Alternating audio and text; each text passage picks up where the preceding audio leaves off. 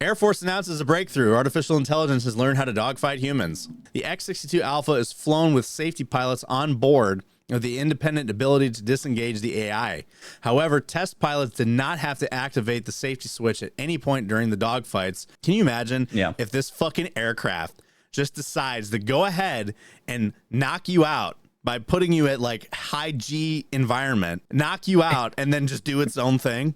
That'd suck ass. I mean, that's also, I'm sure that's where the whole like not allowing the AI to be able to like actually like learn, just kind of go off of like its programming and shit like that. Yeah, basically. Because that would be fucking scary. You're up there in a fight, and then it's like, hey, I'm gonna take control now because I know more than you. I'd be like, no. Or if it knows that you have the kill switch to the AI, it just ejects you. You're just like, I gotta turn this off. You're like, no, John, you will not turn this off. Just fucking launches you out, and then now it's got full autonomy.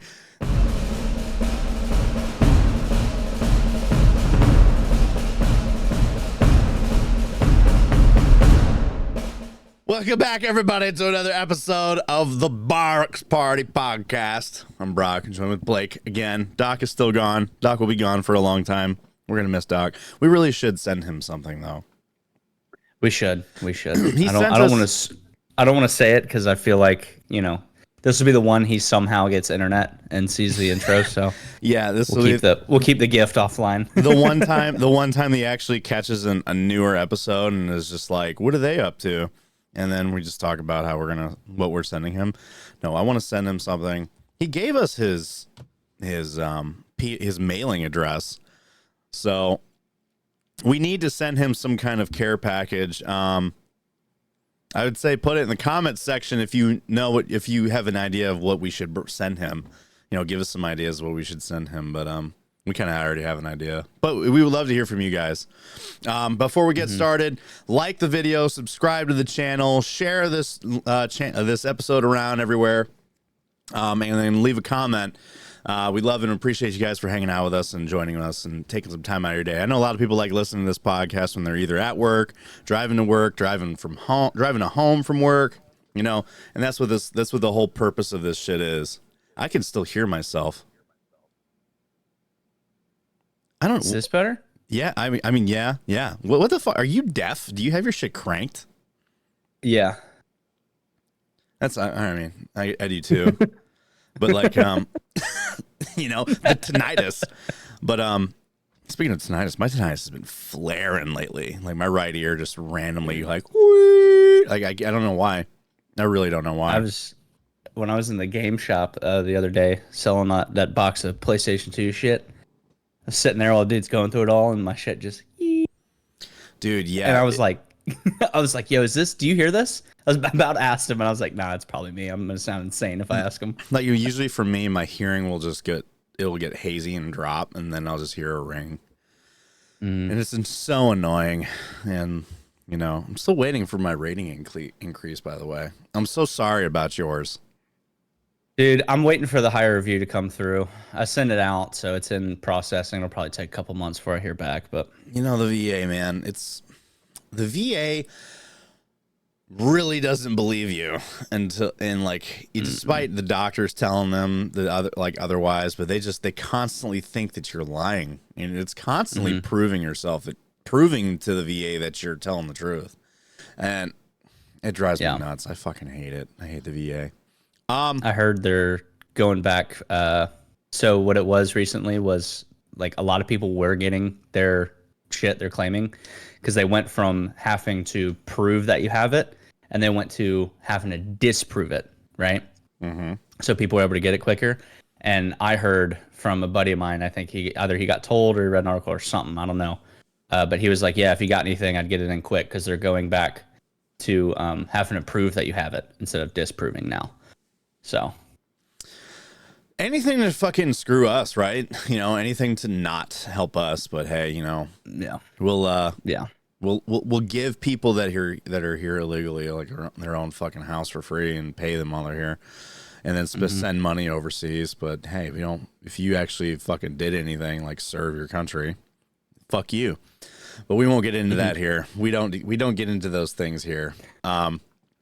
But what we do get into, and we'll kind of touch on some of the topics first before we get rolling. So our first topic, we'll be talking about a man claiming to be Delta Force veteran convicted in $20 million scam.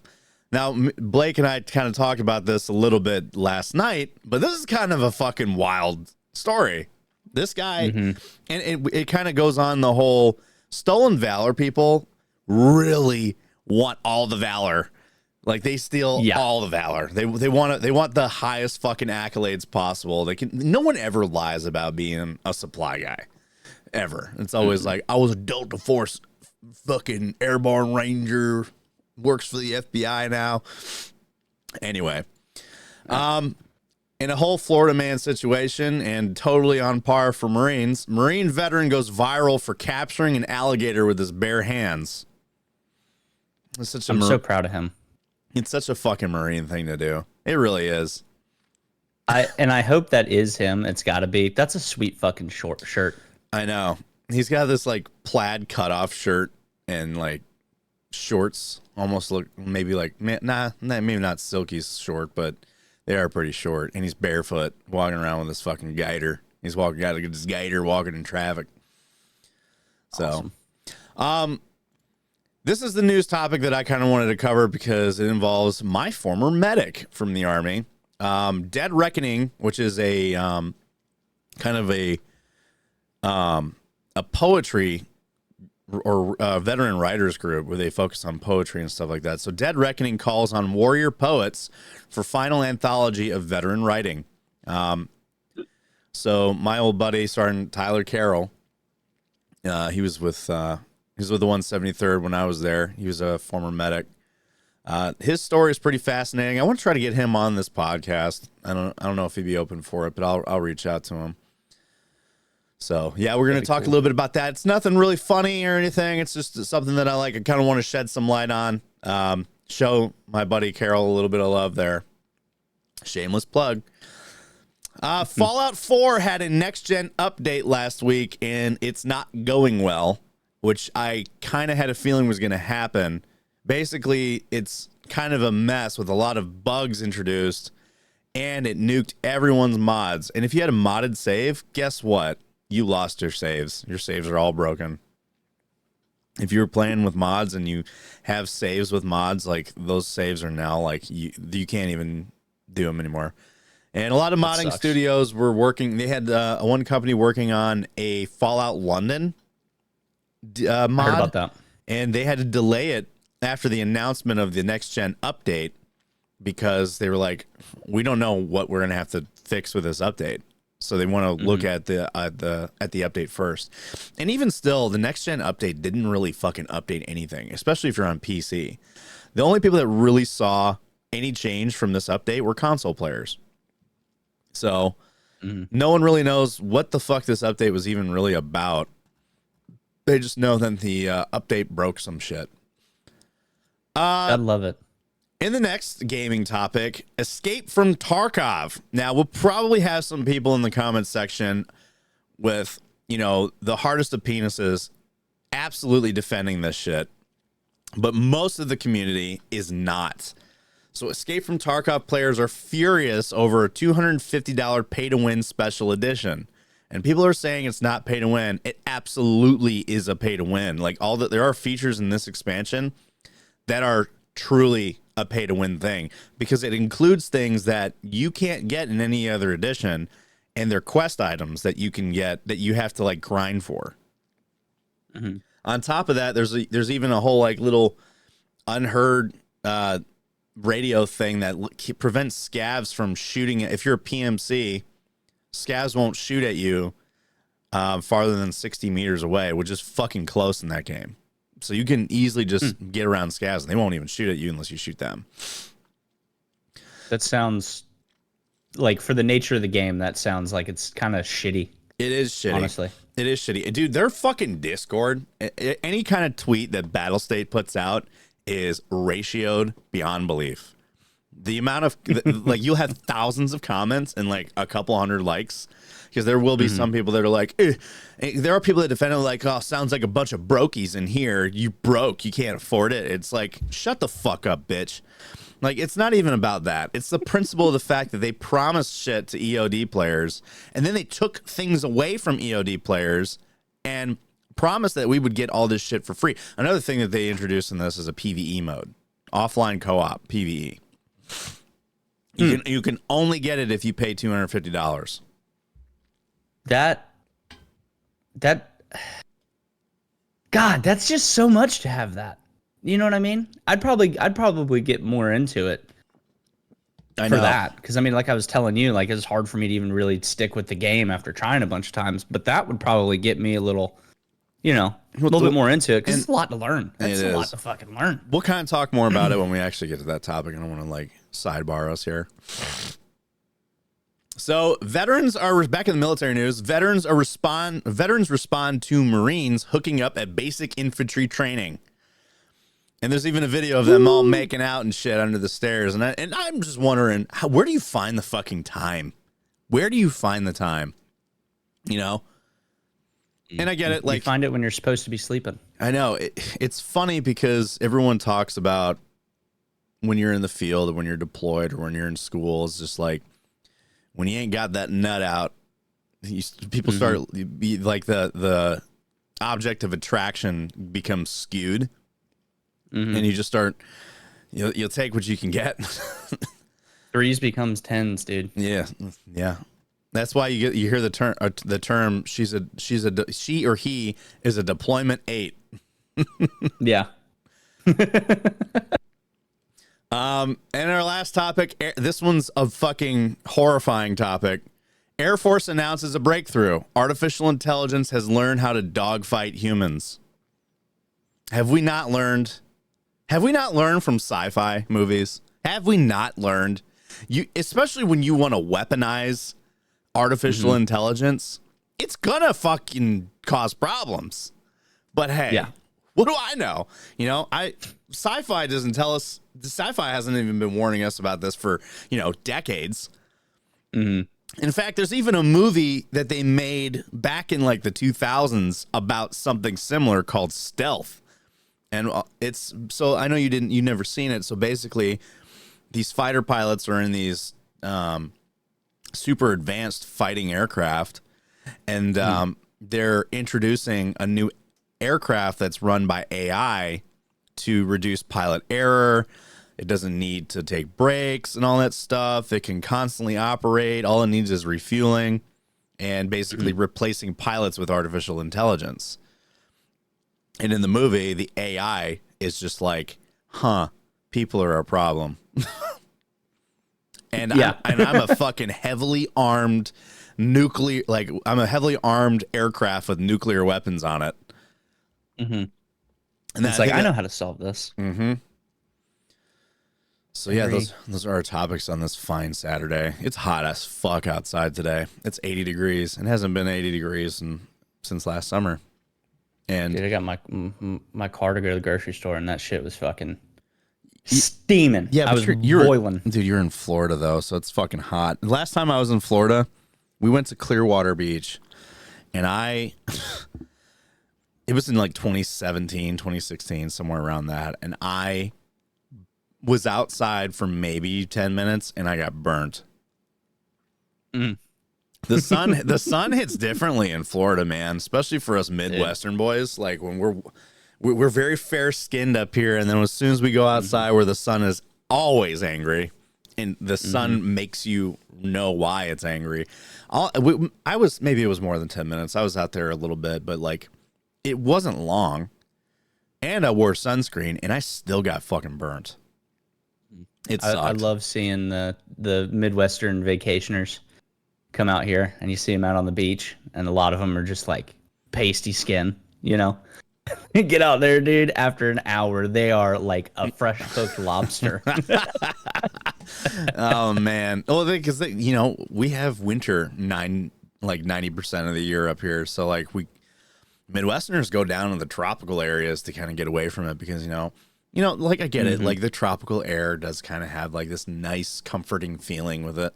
It feels good, it smells good, and all that stuff, but like it will punish the fuck out of you. Yes. And if the sun doesn't do it, the heat absolutely will. And I went down in March, bro. I went down for bike week. It was hot because we went down there for Daytona Bike Week. You come out here in mid-July.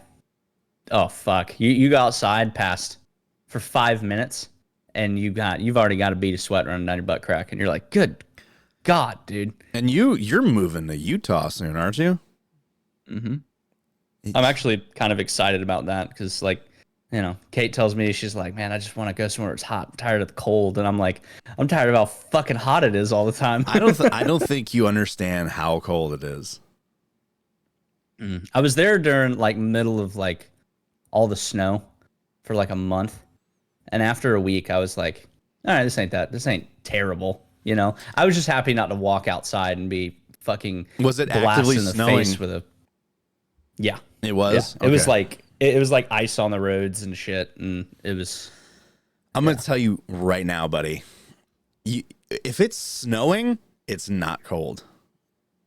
It's when it's around, I want to say around February and March, which is around when you went, but around here, around February and March, when the sun, this winter was weird though. It didn't really get that cold. In fact, it got colder in November than it did in fucking the middle of winter here. But usually, if it's nice out and it's not snowing, there is such thing as too cold to snow. really? Oh yeah. Like it's too cold to snow. And if you do get some snow, it's very, very light snow. But there is such thing as it is too cold to snow outside, where it is negative stupid. Like you haven't been up there during a polar vortex. I imagine closer to where Kate is, it's probably way colder than it is here. But during a polar vortex, the coldest I've ever experienced was negative 70 degrees. And it is brutal. I was home on leave. My flight got canceled because of how cold it was. That's wild. Yeah, my flight back to Italy. I ended up being on leave for an extra 2 weeks because my flight kept getting delayed. We got hit with a blizzard, and then we got hit with a polar vortex. Every flight was grounded for like a week and a half, so I couldn't go back to Italy. That's wild. I know. And I had to even call them and say, hey, I'm a little stranded where I'm at. We got hit with a polar vortex. It's like negative 80 degrees, 50 mile an hour winds, and no flights are not going right now. So I'm kind of stuck. Did they try to hit you with, we got any other airports you can go to where they're flying out of? Yeah, they did. They did try it, but I said, I've got 2 airports. I got Milwaukee and Chicago, and both of which are grounded right now. Milwaukee does not fly out of the U.S. Milwaukee connects to wherever. Chicago is international. Chicago will fly internationally. I mean, I could be wrong about Milwaukee as well, but normally I've never seen international flights come out of Milwaukee. They usually connect to either Chicago or they go to JFK. But, yeah, like all flights were fucking grounded. Like the closest airport for me after those 2 that would fly international is probably Detroit or one of the neighboring states. So I told him like it would take me with the weather, it would take me a whole day to get to another airport. And it's not shitty. Well, and I told them it's not safe to even fucking drive right now. So they're like, all right, well, that's fine. But yeah, it was an experience. Like, so when you get up there, man, and you experience the real cold, then you're going to be like, oh my God. You ain't built for the cold yet. You've been living in Florida for most of your life, haven't you? Oh yeah. I've been, I've been between Florida, Georgia, and then obviously Camp Lejeune, North Carolina. So it's all fucking humid, hot as fuck everywhere. So it's just like, they don't call it the Great White North for nothing. My buddy down in Louisiana says that you live at the wall. Like the gamer thing, he keeps saying that like you guys are the black, you live in the wall, fucking bunch of crows up there. Fucking, yeah, and then Louisiana is like soup land with the air. The one thing I do hate about it is due to it, snowing and shit. They can't have reflectors on the road, for snowplows, or else they'll like tear them up and fuck shit up on the road. So at night when it rains really bad, you can't fucking see what lane you're in. Like you just can't see the fucking little stripes on the road. You and shit. can't see because you're not used to it. It's so stupid. I hate it. She like you're right, because she'll be like, "What are you doing?" And I'm like, "I am driving. I can't fucking see a damn thing. I'm just trying to stay fucking in this lane and shit." And she's like, "I'm gonna drive at night when it rains now." And I'm like, "Please, for the love of God, because I can't fucking see shit." Once I didn't even realize that. Yeah, because we don't have reflectors in most of our. I think the only roads that do have reflectors are the highway. Mm-hmm. But they have them in a way where like the plows do plow the highway. So I don't know. I really don't know. Maybe we don't have reflectors now. I'm thinking about it. No, we don't. We don't have reflectors on our roads at all. Yeah. Huh. I didn't even think about that. Mm-hmm. And you can't see unless you get a nice light, bright, glowy light on the ground. Mm-mm. Well, and when it's raining really bad, because whenever all that water hits and it starts like Pooling. fucking pooling, and all the lights, like you can't see anything because all the lights reflecting off of the water and shit. It just makes it fucking harder. Versus, I mean, Florida, you have to have them because especially when it's rainy season, it's raining every fucking day. So if you can't see the fucking where you're going, it's bad because people also drive like jackasses in the rain. They're like, "Oh, people in Florida drive like jackasses. Let me go 80." People in Florida drive like jackasses. In fact, people from Florida that come up here drive like jackasses in the snow, and I'm like, this is not like your thing. How are you like you shouldn't be driving like that here. If we're not driving like that, maybe you shouldn't drive like that. And we know how to drive in the snow. It ain't like where you guys are, where if it snows, everything shuts down because everyone's in a panic. Well, because we don't have the equipment to handle our roads. No, you don't. And I understand that. Like, you guys are not built for that. You don't have salt trucks and snow plows on the ready at all times. You don't have people that do that on the side as a side gig. Yeah, so like when the weather, if it snows, like it's an emergency. Italy was like that too. If it snowed in Italy, everything's shut down. Even though we were at the foothills of the Alps, so in the wintertime, it did snow like several times a year, but because the roads are made out of seashells and marble, it's not safe. Really... You can't drive on that. It's not safe to drive on that, so everything shuts down. Tell you what doesn't shut down, the fucking army. We kept doing everything in that shit. But oh, Tony's Ready or Not finally finished downloading. So if you want to play Ready or Not later. Very well. He told me, he's like, if there's a game you do want to play, let me know like 48 hours in advance so I can make sure it's downloaded. God, that's funny.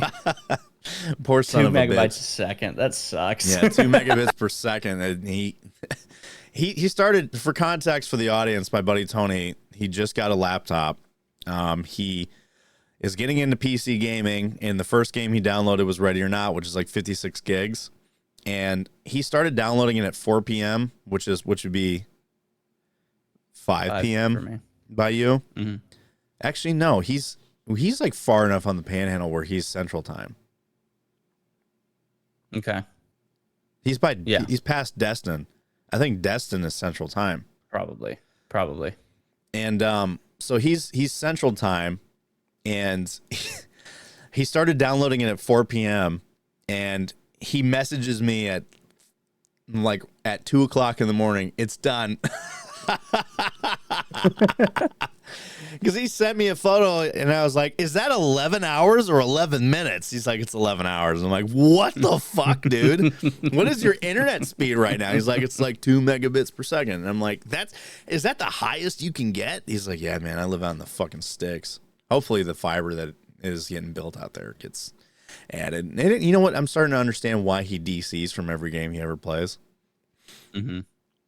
He's like, I don't understand why I'm crashing all the time. I'm like, because your fucking internet is running on a hamster wheel, bro.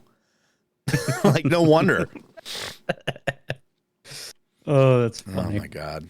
Anyway, let's dive into some of these topics, shall we?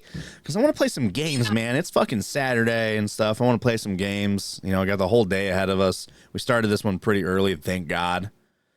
I'm happy for us about that, too. So, what's up, guys? Regiment in this podcast is brought to you by G Fuel, the ultimate energy drink for gamers. G Fuel uses a special blend of vitamins, antioxidants, and other natural caffeine resources to keep you from having those jitters or even that crash that you normally would have from other energy drink brands. So whether you're having a long gaming session or you're just having a long day and need a pick-me-up, G Fuel definitely has you covered. G Fuel also has a wide array of flavors to choose from. But if you don't know what flavor you want to try, they also sell variety packs on their website, and they even come with a cool shaker. So head on over to gfuel.com and use promo code Regiment at checkout to get up to 30% off. That is Regiment, promo code Regiment down here at checkout to get up to 30% off. All right, kids, first topic on the agenda.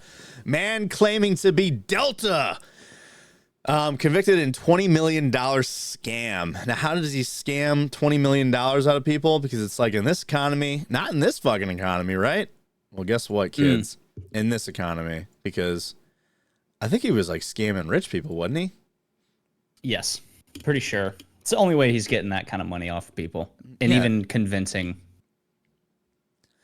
people of what he was claiming. So, 52-year-old Texas man who falsely claimed to be a Delta Force veteran has been found guilty of defrauding victims of $20 million through a series of fraud schemes. On Tuesday, a federal jury convicted Saint Jovite Youngblood, 52, also known as Coda Youngblood, on 4 counts of wire fraud and 1 count of money laundering, according to prosecutors' release. In one such scheme, Youngblood told the victim that a Mexican drug cartel planned to kill the man and his son, and he could offer protection for a fee. He faces up to 20 years for each wire fraud count and 10 years for the money laundering count at his sentencing, which has not been scheduled. From April 2021 to July 2023, Youngblood and others named in the court documents concocted a scheme by telling victims that a Mexican drug cartels were targeting them, according to court documents. Some of Youngblood's victims were fellow parents of children in local youth ice hockey league in a suburban Austin, Texas. They play hockey in Texas? I play hockey everywhere, dude. I guess it's fair. Early on, Youngblood would pay for dinners on sports road trips and give parents gifts. He told fake stories of having served in the 82nd Airborne Division and Delta Force and claimed he now worked as an undercover federal agent. However, see, and this shit goes with like stolen valor. People can't just steal the least amount. They have to steal all the valor. They need to have the most valorous of valors. Like it's fucking wild. Like the dude that claimed to be a POW. Yeah.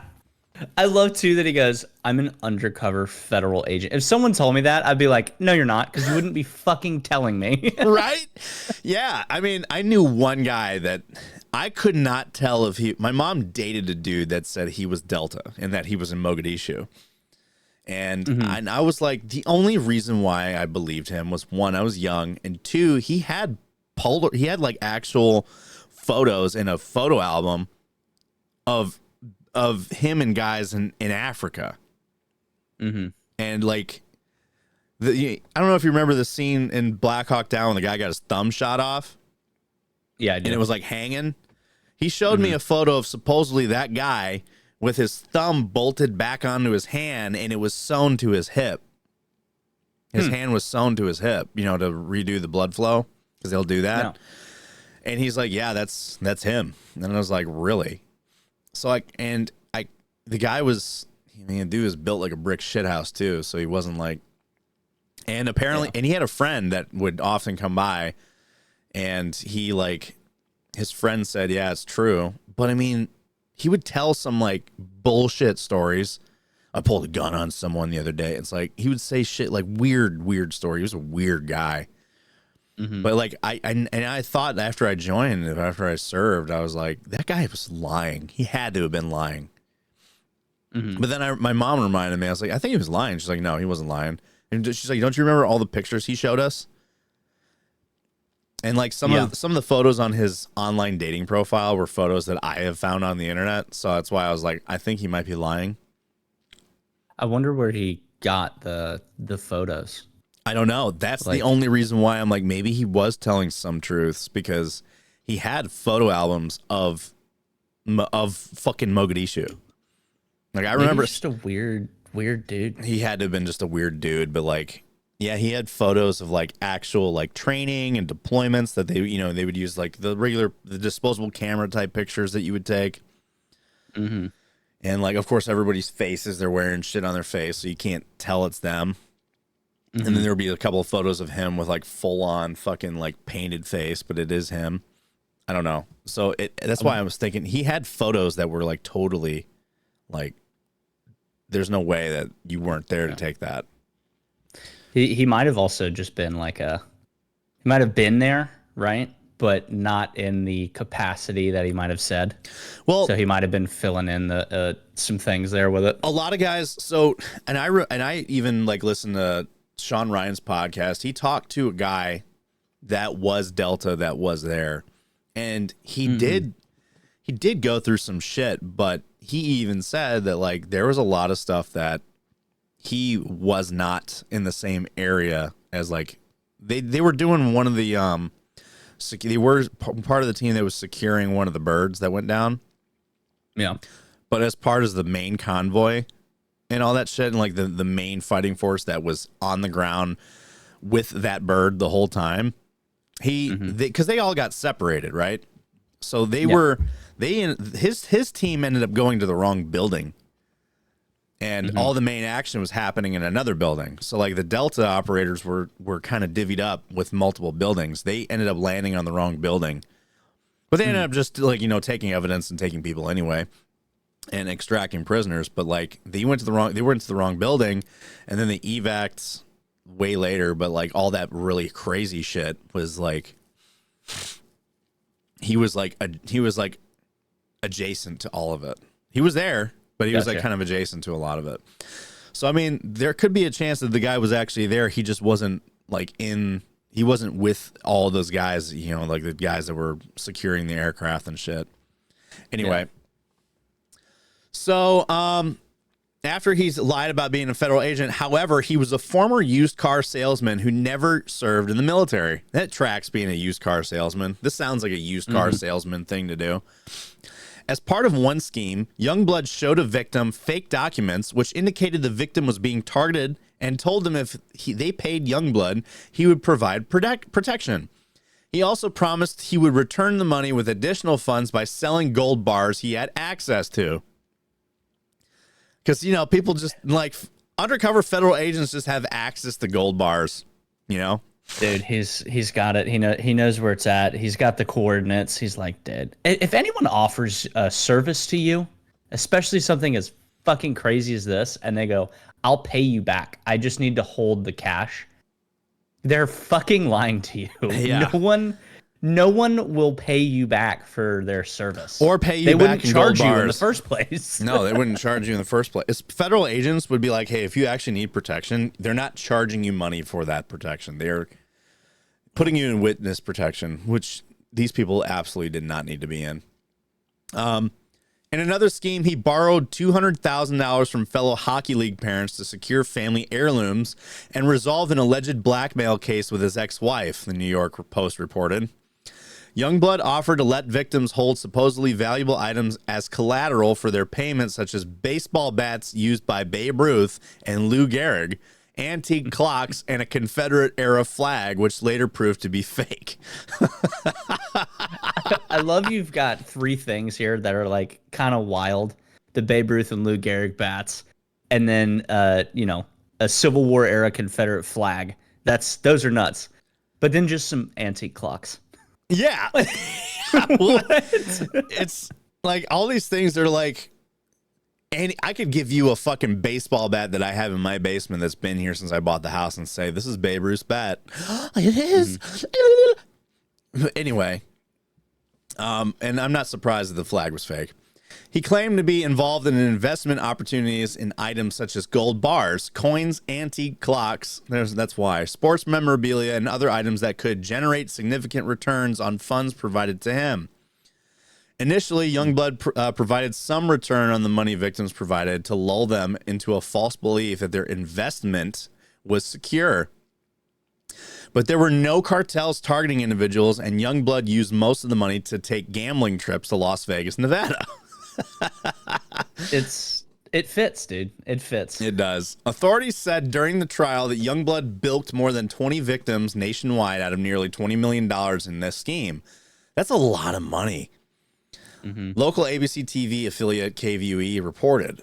So Austin area real estate developer Eric Perardi told KVUE he paid Youngblood nearly $900,000 because he believed his family would be killed by cartel members. In an interview with Austin American-Statesman newspaper, Perardi said that Youngblood told him that a cartel had ordered a hit on Perardi and his son. He first asked him for $70,000 to hire people to protect them, and he said he'd give the money back to Perardi in a couple of weeks. But the calls continued day and night, putting Perardi in a state of bewilderment and confusion. He ultimately sold his home and lost his business as a result. Good job. Perardi later learned Youngblood's claims were fake and reported him to the FBI. He wore a wire to record Youngblood's deceits during a lunch meeting. Justice was served, Perardi told the media outlets after the trial. The FBI and the U.S. attorney believed us, put together a case really quickly, and though none of us could ever get our lives back, knowing that he can't do this to other victims, a huge weight is lifted. I lost everything, believing this former Delta Ranger sniper guy, and sold my home, my business. Dude, I'm sorry. You gave this guy everything because you thought you believed his bullshit that the cartel was going to kill you. Did you not think that maybe, why does the cartel want to kill me? He's rich and they're in Texas. They're in Austin, Texas. That's even worse. They're in Northern? Oh, I didn't even see that. I didn't even recognize Why the fuck does the cartel care about Austin, Texas? They don't. If you were on the border, right, I could maybe see it because you're rich and fucking maybe there's a target. Yeah. You know, like I could see that as a legitimate threat because they're like, dude, we're right here. We can get over the fucking border, come nab your ass. We do it all the fucking time. But like, hot damn, dude. Austin? Yeah, that's like saying, like, telling me up here in Wisconsin, the fucking cartel's coming. It's like, why?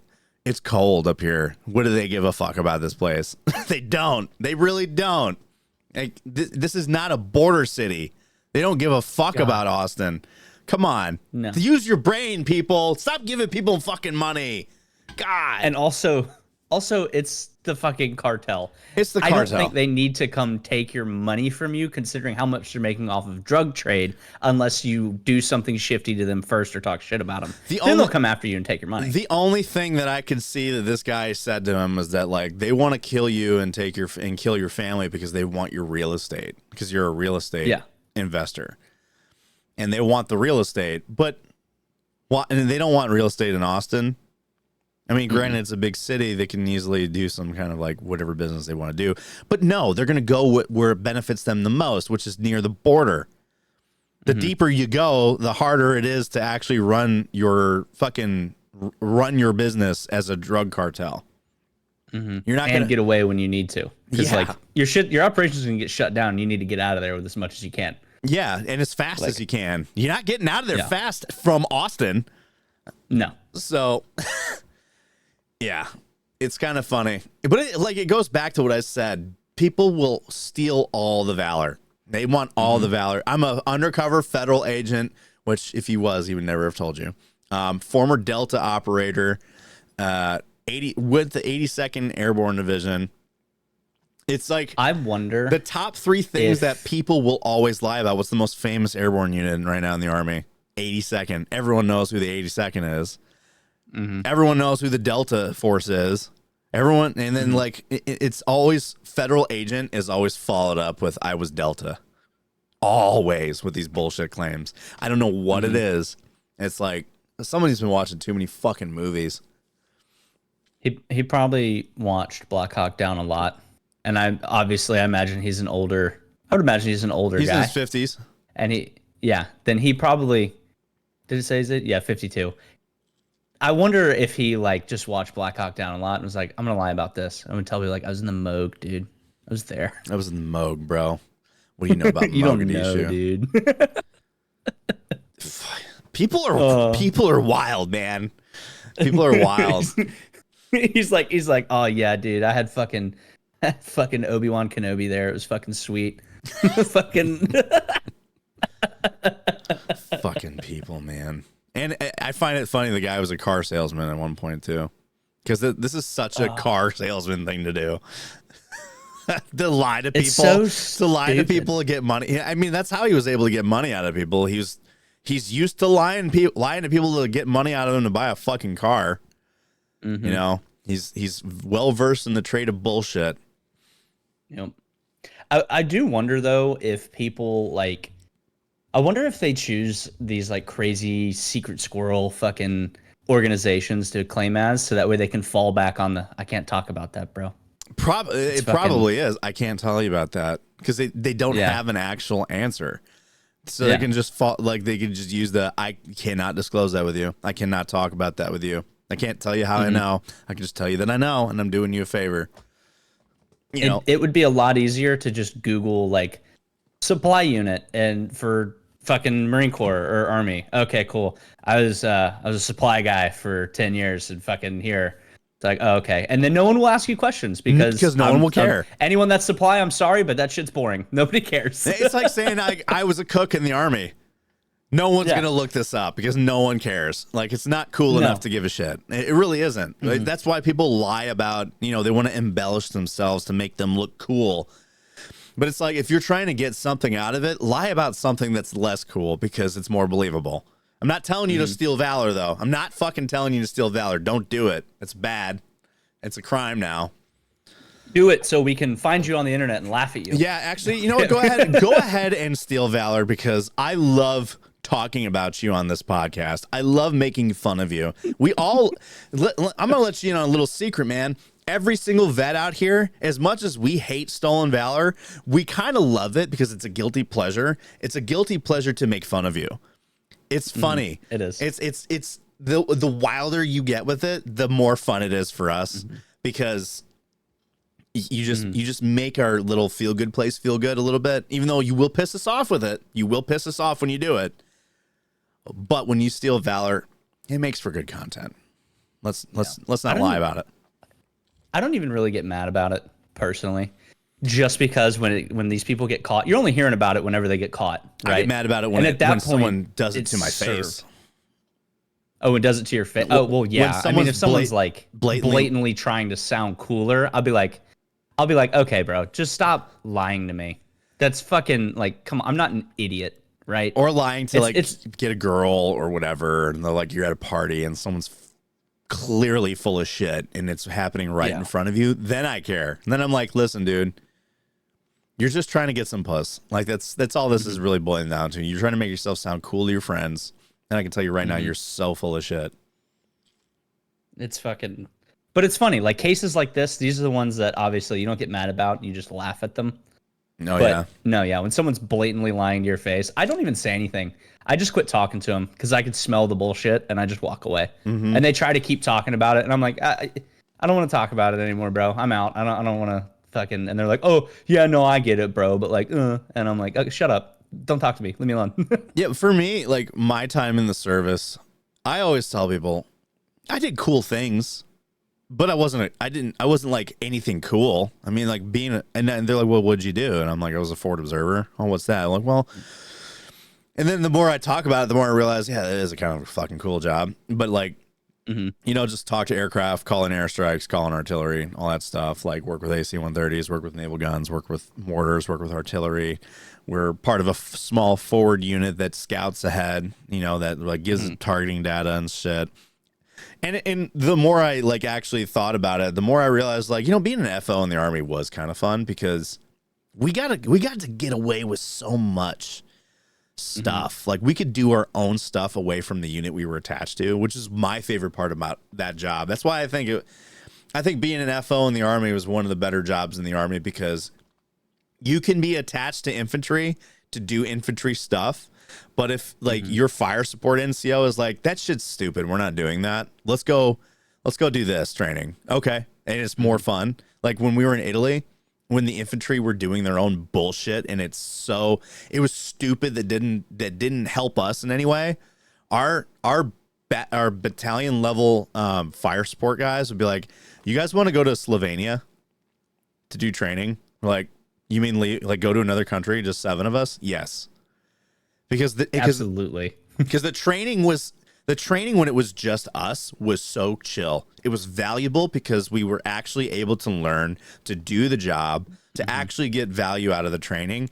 But we were also doing it in a no bullshit environment where literally you start training at this time, you end training at this time, we go out for drinks and food afterwards, and we just fucking hang out.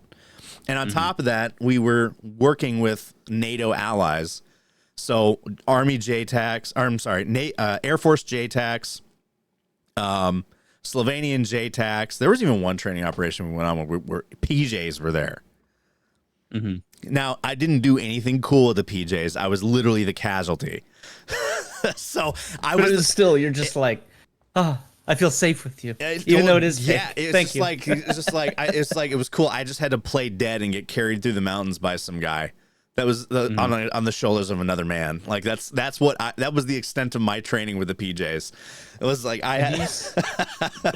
Have you seen the video of the dude talking about? He's like, dude, I never understood why chicks were so into like those rough and tough like special forces dudes. He's like, until I had the opportunity to be the casualty for a bunch of PJs. Right. It's like, he was like, dude, he was like, I went gay for like 10 minutes. He said, this big buff, rough and tough dude comes running up at me. And he's like, hey, brother, I'm going to get you out of here. And he was like, I was just. That's exactly how it was. Like, and the worst. And he was like, when he picked me up, it's like, dude, my dick went away and I had a vagina. He's like, I've never been picked up so quick by a grown man. It's like, it was so romantic. I wanted to run away with him. In the training that I was involved with, they actually had to like restart the training in the middle because they almost ran us over with a Humvee. And so basically what it was is like, the scenario was we were ambushed and it was a mass casualty event. Where they came rolling in on Humvees, and they had to they also had like some of the Slovenians with them too. They would have to tend to the casualties and extract us. So my role as a casualty, I was the bigger guy. So they're like, you have to play dead. You're dead. You're a KIA. And even though I was a KIA, they're like, no matter what they say to you, you cannot respond to them. You are dead. I'm like, got it. So I'm laying there playing dead. And the smallest PJ was the one that had to extract me. So let me tell you, the level of strength and endurance on these guys is incredible, absolutely incredible. I'm like 220 pounds, like fucking full sandbag dead weight. And this guy's like, and like, just like you said, he comes up to me. He's like, hey buddy, don't you worry, man. We're going to get you out of here. I'm going to take care of you. And he's like feeling me up for like any wounds and shit. I got fake blood and shit on me. And like, and you know, obviously I'm non-responsive. So what he does is like, he picks me up. He like picks me up like I'm nothing, puts me on his shoulders. And the dude's got like an axe on his back and it's like digging into my sternum. This is the only time I talked to him. I was like, hey man, your axe is digging into my chest. It hurts so bad. And he was like, I'm sorry. But he was like this small guy, literally just like fucking fireman carrying me over his shoulders, walking around, literally walking through the mountains to where the bird was going to evac us. And, you know, and like they would also have op 4. So he had to put me down, take contact, pick me back up, walk me through the mountains and shit. And like, it was so nice to be carried by another grown man. And like be his rucksack the whole time. But these guys, like their strength and endurance is like next level, absolutely next level.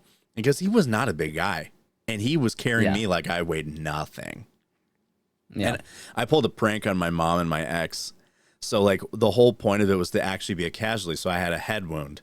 So I had a fake head wound and fake blood coming down my face. No. And I happened to be, we were doing live fire airstrike training. Like we were working with F-16s and they were dropping ordnance. I took a selfie and I was just like, I said, bomb dropped too close to the OP, but I'm okay. And then my phone died. Oh no! So you couldn't even respond. No, and it was like the whole fucking rest of the day. Plug my phone in. Oh, the notifications that I was getting. I was like, oh God. And I was like, I'm so sorry. My mom was like, I'm calling your unit. Oh fuck. And I called her. I was like, I'm sorry. It was a joke. No, my phone didn't die. I lost service. Like we were in the mountain. I had to get carried through, got on a bird, and as soon as we got to the actual like medical point, I pulled my phone out and got all the notifications. So it had been like several hours at this point. So my ex and my mom were all thinking that I am wounded from a bomb dropping too close to the fucking, because it looked real. It really did look real. I had like the blood was like dark down my face. And like there was no true actual head, like it was like a fake prosthetic on my head, because they had, for some reason, the PJs have prosthetic fucking wounds that you get from like a makeup store. So like we put that on, stuck it to myself, and covered it in blood on my face and shit. I wish I still had the photo, but my mom was like, "I'm calling your unit right now to see what's up with you, what's going on." And I was like, "Oh my God, I'm so glad you didn't." They were all pissed at me. Yeah, I mean, rightfully so though. That's like some scary shit to hear. I don't blame. But the whole point was the thing was I said, I'm okay, just a little bit of a cut, and then I was like, bomb dropped too close. I got hit with a little bit of shrapnel, but I'm okay. And like seeing that I was okay wasn't enough, and I felt like an asshole afterwards. To me, it was funny. Because I was going to follow it up with, I was waiting for the response so that I could say, I'm just kidding. It was a joke. Like I wasn't going to let it go that long, but the training started not long after I sent it. So I was like, oh, fuck. And then like, phone away. Yeah. So here I am having fun in the woods with a bunch of PJs. And then my family back home is thinking that I'm fucked up. They're like, oh my God. Fucking, that reminded me of, my buddies went and did some training with MARSOC, and I got stuck in some other fucking school before we were supposed to go on ship. Anyway, they're doing training with MARSOC for like a week, and when they did like a casualty thing for the MARSOC dudes to come out and, you know, train on casualties and shit. And they were like, yeah, they don't do it like us, where you're like, you say like, hey, I'm doing this and that, you know. They like no shit pull out IV bags and stick them in you and tape them down and everything. Oh, yeah. And all this shit. NPAs. And they're doing all that to you. And he said, one of the guys was like, yeah. And then this one dude came up and I had a chest wound, a sucking chest wound. And the dude pulled out the fucking needle D, and then pulled the fucking cover off of it. And he said he was like, "Don't stick me with that, bro. Don't do it." And he's like, "No, I'm not actually gonna stick you with it." And he like acted like he did, and he was like, "Oh, thank God." Can you imagine? He was like, "Oh no." So for those that don't know, if you have a sucking chest wound, that means that you have a collapsed lung, and they have to put this long ass needle through your ribs that has like a valve on it that releases the air pressure from your chest cavity. And it's about like that fucking long. It's a big ass needle, and like to see someone pull that out, knowing that like, oh shit, because they're actually giving IVs, they're actually putting NPAs and nasal phalangeal, which is like the tube that goes in your nose. We had that too. People were actually getting IVs and getting an NPA put in them, and I've had that done to me. I thankfully never did. Anytime they were like, "Who wants to do it?" I would just fucking like, "Oh man." We had to do it to each other. We had to learn how to use it, and then we had to do it to each other. Like like legit learn how to, like, you got to know what this feels like, and you got to know how to put it in. So I actually put in MPAs in people and had like for our combat lifesaver course when I was at my unit, like we were doing refreshers on it. So I had to put that in and I had to get that put back in me too. Tell you what though, breathing with that fucking thing is fantastic. You've never breathed clearer. You could breathe color and sound. It's crazy.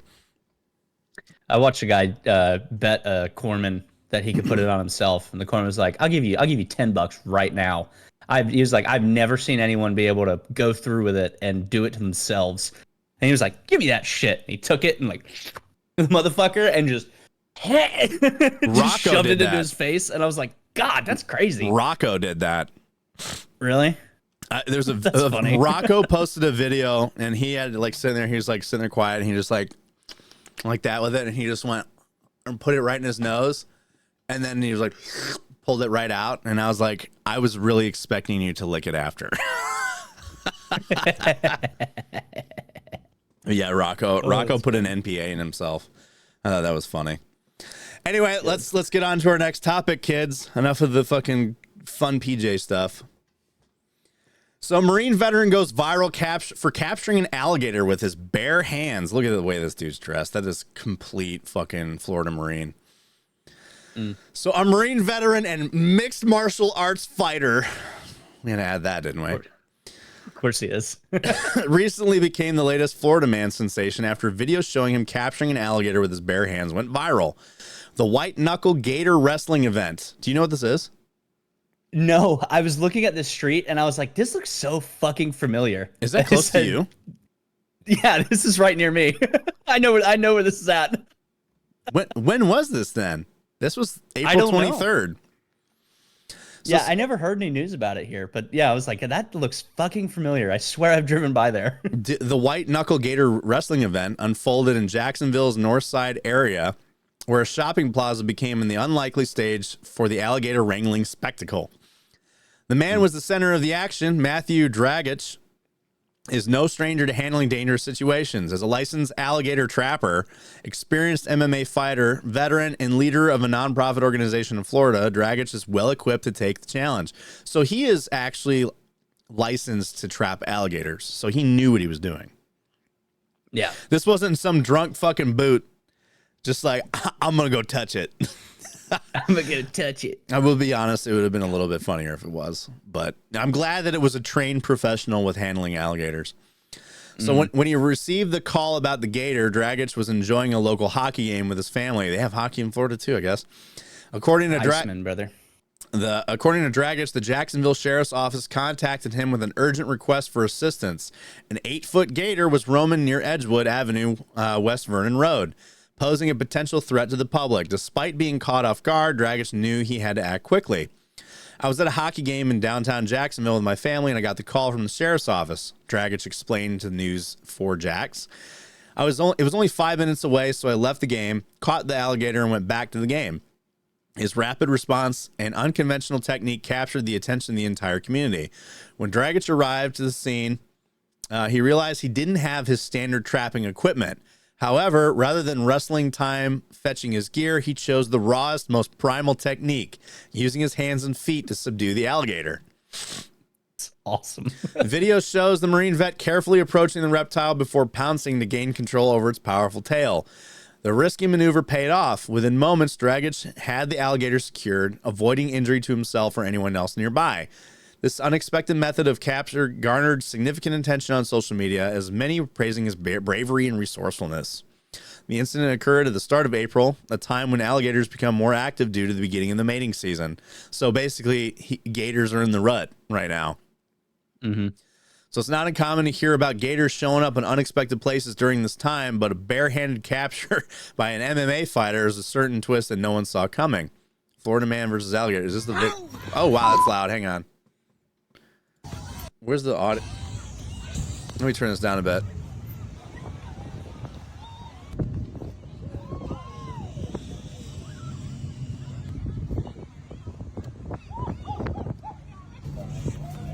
Oh, he taped it shut.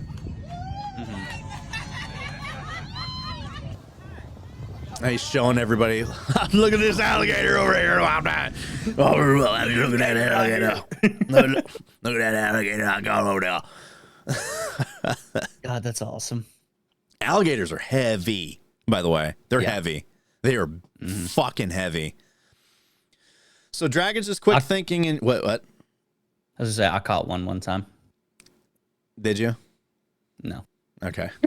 Dragon's just quick thinking, unique skill set transformed a potentially dangerous situation to a story that quickly spread across the internet. His ability to remain calm under pressure and take control of the situation without specialized equipment was commendable. After putting the alligator in its place, Dragic handed it over to the appropriate authorities, ensuring the animal would be safely relocated.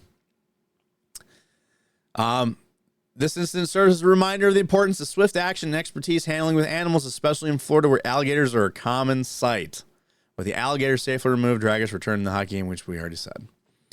Yeah, but now this doesn't mean you fucking boots, you goddamn jarheads. This doesn't mean because he did it, you can do it too. I know we are constantly told to not fuck with the wildlife.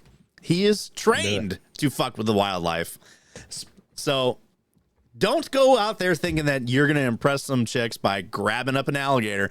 I watched this guy do it. I learned how to do it by watching this video. I'm going to do it. You're going to get your fucking face bit off. I promise you. Mm-hmm. Especially in early April during the gator rut. If you're lucky, you'll just be down a few fingers.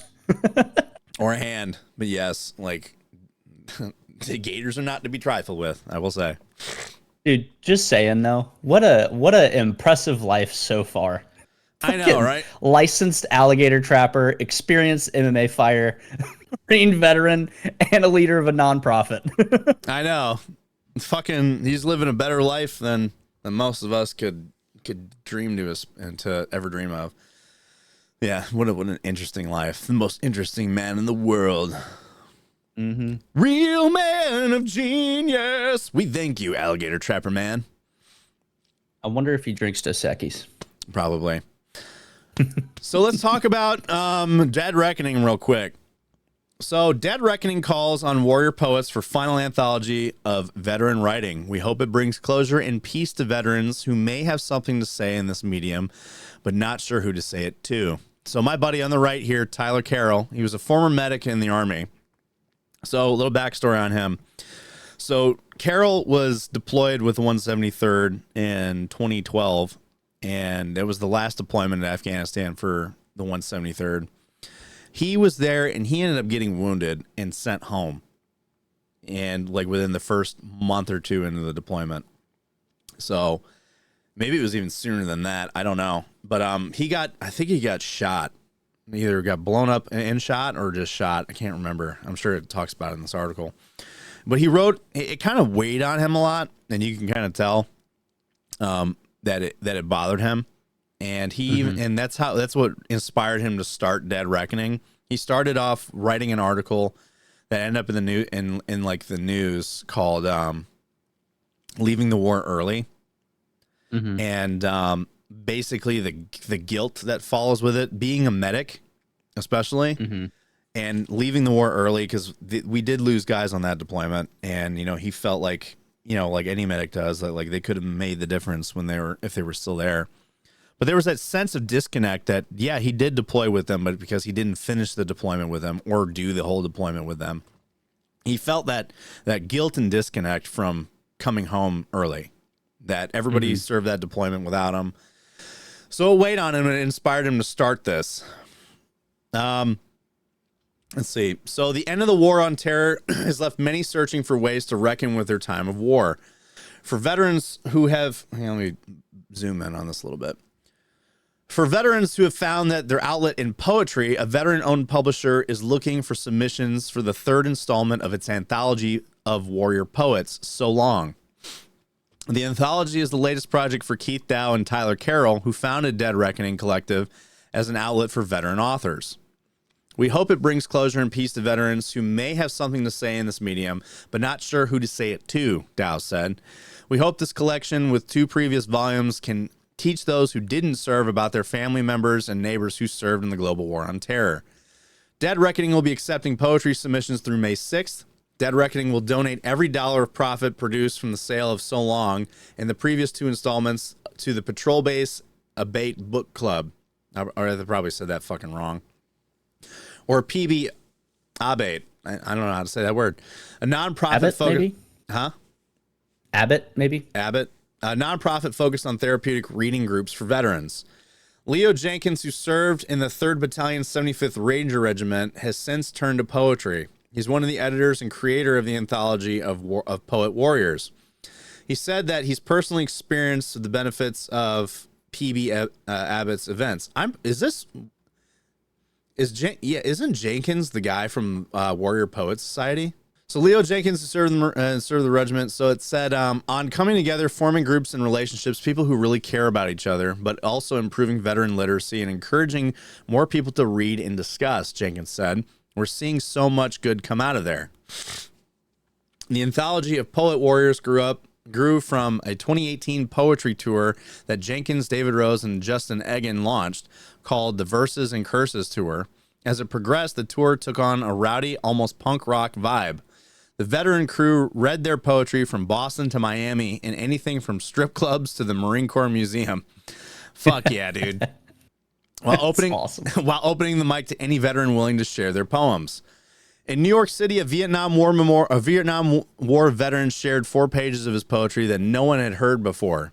Many others eagerly took on the mic and poured their hearts out.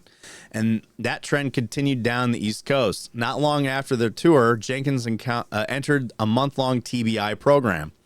During that treatment, he found himself thinking of the success of the poetry tour and wondering how to open up poetry to more vets. I thought, man, I really need to create an opportunity for more people to have this release. More veterans need to have this cathartic form where they are essentially coming into this public square and sharing their experience, Jenkins said. I found that poetry was a great way to go about doing that. He saw the need for veterans to get things off their chests from their time in the military. Dead Reckoning's anthology is a historical means for family and friends to learn about their loved veterans' experiences at war, while it's a healthy release for that veteran. Poetry has been a part of the Warriors culture since there has been. Poetry has been part of the Warriors culture since there has been a warrior culture, Dow said. Conflicts such as the American Civil War and World War I saw the emergence of some of the world's greatest poets. There have been poets who have shared their experiences in verse from every major conflict to date. So, yeah. My buddy Tyler Carroll was all about this. So, what were you saying? I was saying that shit's cool. Like, there's a lot of outlets for veterans, like by veterans kind of deal that you wouldn't really think about. And this is one that, like, I would just never have thought that it's a thing, you know, like a poetry, you know, it's neat. It's cool. I think it's sweet. Yeah, I think it's sweet too. But yeah, like there's all kinds of different ways of therapy for us, right? This is just another healthy form of it. I actually consider writing something and submitting it. I just never got around to actually doing it. But I'm trying to find Carol's article about leaving the war early.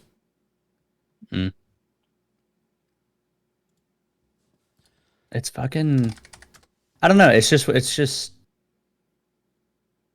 God, I love it. I love seeing shit like this just because it just brings out how many different outlets there are that you wouldn't even think about, like, even being interested in, you know?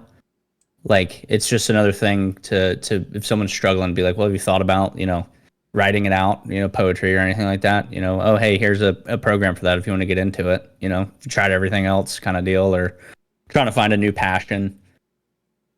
Mm-hmm. His story is also about transition from the army to the civilian world. You could find all the Dead Reckoning stuff on Amazon and all that stuff. So I'm trying to find his story about, like, because I remember reading it. He posted about it, and then I read it, and I was just like, and it was weird because I could relate to it, even though I didn't go. Mm-hmm. I could relate to it because the way he was feeling described how I was feeling, because I didn't get to go. That disconnect of not being able to go to Afghanistan with the guys while they were there. And it was something that I related to because I was with that unit for so fucking long that when I would go hang out with everybody, like all the friends that I made there, they would start telling stories about the last deployment, and they'd be like, "You remember, right?" And I was like, "I wasn't there." They're like, "What? Really? You weren't there? I thought you were there." I had been with that unit for so long that people didn't realize that I wasn't on the deployment with them. And it sucked because I was like, I was part of that and never got to be a part of it. It was like a whole chapter that I missed out on. And it was, I missed out on it in a way where like, I didn't know how to convey how I was feeling about it. And his story was exactly how I was feeling about it. And it was just like a very relatable thing. So, Tyler, like, he's a good dude, though. Having that feeling of like not going and feeling guilty about it, like to me, it's always felt like having that feeling of being upset at myself in a weird way. Like whenever I've tried to explain it to people in the past, kind of felt selfish. Like at least, like I don't know. I just always felt like I was being selfish talking about how I'm like, was upset that I didn't get to go, and it took a minute to fucking adjust and realize like, okay, this part of my life's over. That never happened. Fucking, and just the whole like, why am I feeling this way about something I never experienced? Yeah. And just coming to terms with it kind of deal. So, and, when my therapist, my old therapist was an Army vet, and she told me, when I explained this stuff to her, this is what she told me. She said, "You're suffering what's called moral injury, where basically you were trained and beaten your brain that this is what you're going to be doing, and you can't make sense of why it didn't happen the way that you were told it was going to happen. In a way, it's kind of like survivor's guilt, and the moral injury of it is, so the way she explained it was like, yeah, a lot of people that didn't get to go feel the same way, especially if they wanted to go and they never got to. And it's like you were training in a certain way. You were in an environment that was part of an environment that you were supposed to be part of. You never got to be part of it at no fault of your own. You struggle to understand why. You struggle to understand, like, why the fuck didn't I get to be part of this? Like you missed out on something, and then you can't, your mind cannot come to terms with it. So it's a moral injury. So that's what it was called. So yeah, I'm sure there's a lot of people that are watching that didn't get to deploy that also feel the same way. So, and if you are part of it, share it with us. Like, tell us your thoughts. I'm sure you share the same experience that we have. And I highly recommend you go check out Tyler Carroll's article if you could find it. I'll try to link it in the description. But read it, and I'm sure you could probably relate to it. All right, on to gaming. Fallout 4's next-gen update is a mess on PC. It wouldn't be a Bethesda launch without several horrible bugs. Facts. Absolute facts. That's the one thing everyone talks about, the Bethesda bugs. So Fallout 4's next-gen update has finally dropped after months of waiting, and you could definitely tell it's made by Bethesda. Despite somewhat managing to shake its infamous reputation of launching broken games with Starfield, Bethesda is back and buggier than ever with the release of Fallout 4's next-gen update, as players have been reporting a variety of issues all day, particularly on PC. For starters, pretty much all the game's existing mods have been completely broken, leading to some reports of players not actually being able to load their games again until they delete and reinstall all the Creation Club content they had downloaded. There are even reports of non-modded saves getting busted as well, with this new version of Fallout 4 seemingly not able to recognize official DLC expansions. And you know what, the DLC that came with Fallout 4 has been notoriously known to have problems. Like the game crashes constantly, even still. And apparently the crashes are tied to the DLC. So I got, because like the Fallout 4 with all its DLC was $9.99 on Steam. I was like, that's a good deal. I'll buy that. So I got it, and the game would consistently fucking crash. And I'm like, why the fuck is this crashing all the time? And I went on Reddit and looked and said it's related to the DLC. The DLC causes the crashes. I don't know why. And if it's been like this for so long that people have Reddit threads about it, and there's no fix, Bethesda is, and it's almost like the DLC is not even worth getting because it'll break your game. Let's see. So that new Fallout 4 update broke all the mods and added an ultra wide support, huh? It's all stretched. Let me look at this Twitter post here. It's weird. I mean, it's ultra wide, but yeah, everything's just kind of stretched out a little bit. It's not even like a true ultra wide. Looks like you turned up your FOV all the way. I know. Another big issue is the next gen update's widescreen support. Bethesda has technically delivered on its purpose, as you can now play Fallout 4 on widescreen monitors, and the game supports them. But now you have to deal with the stretched user interface, as seen in the tweet. Is it the UI that's stretched? Oh, it is. As seen in the tweet above. Which makes things even worse when you need a user-made patch to fix the issue, which is what widescreen players were using in the first place.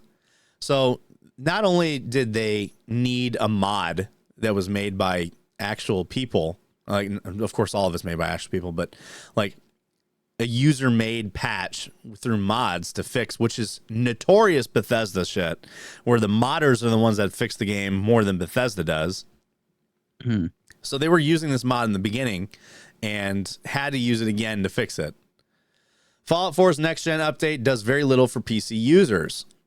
It would be all right if Fallout 4's next gen patch actually improved much for PC players, but the positive changes seem to be minuscule that it probably wasn't worth breaking every single mod to push out.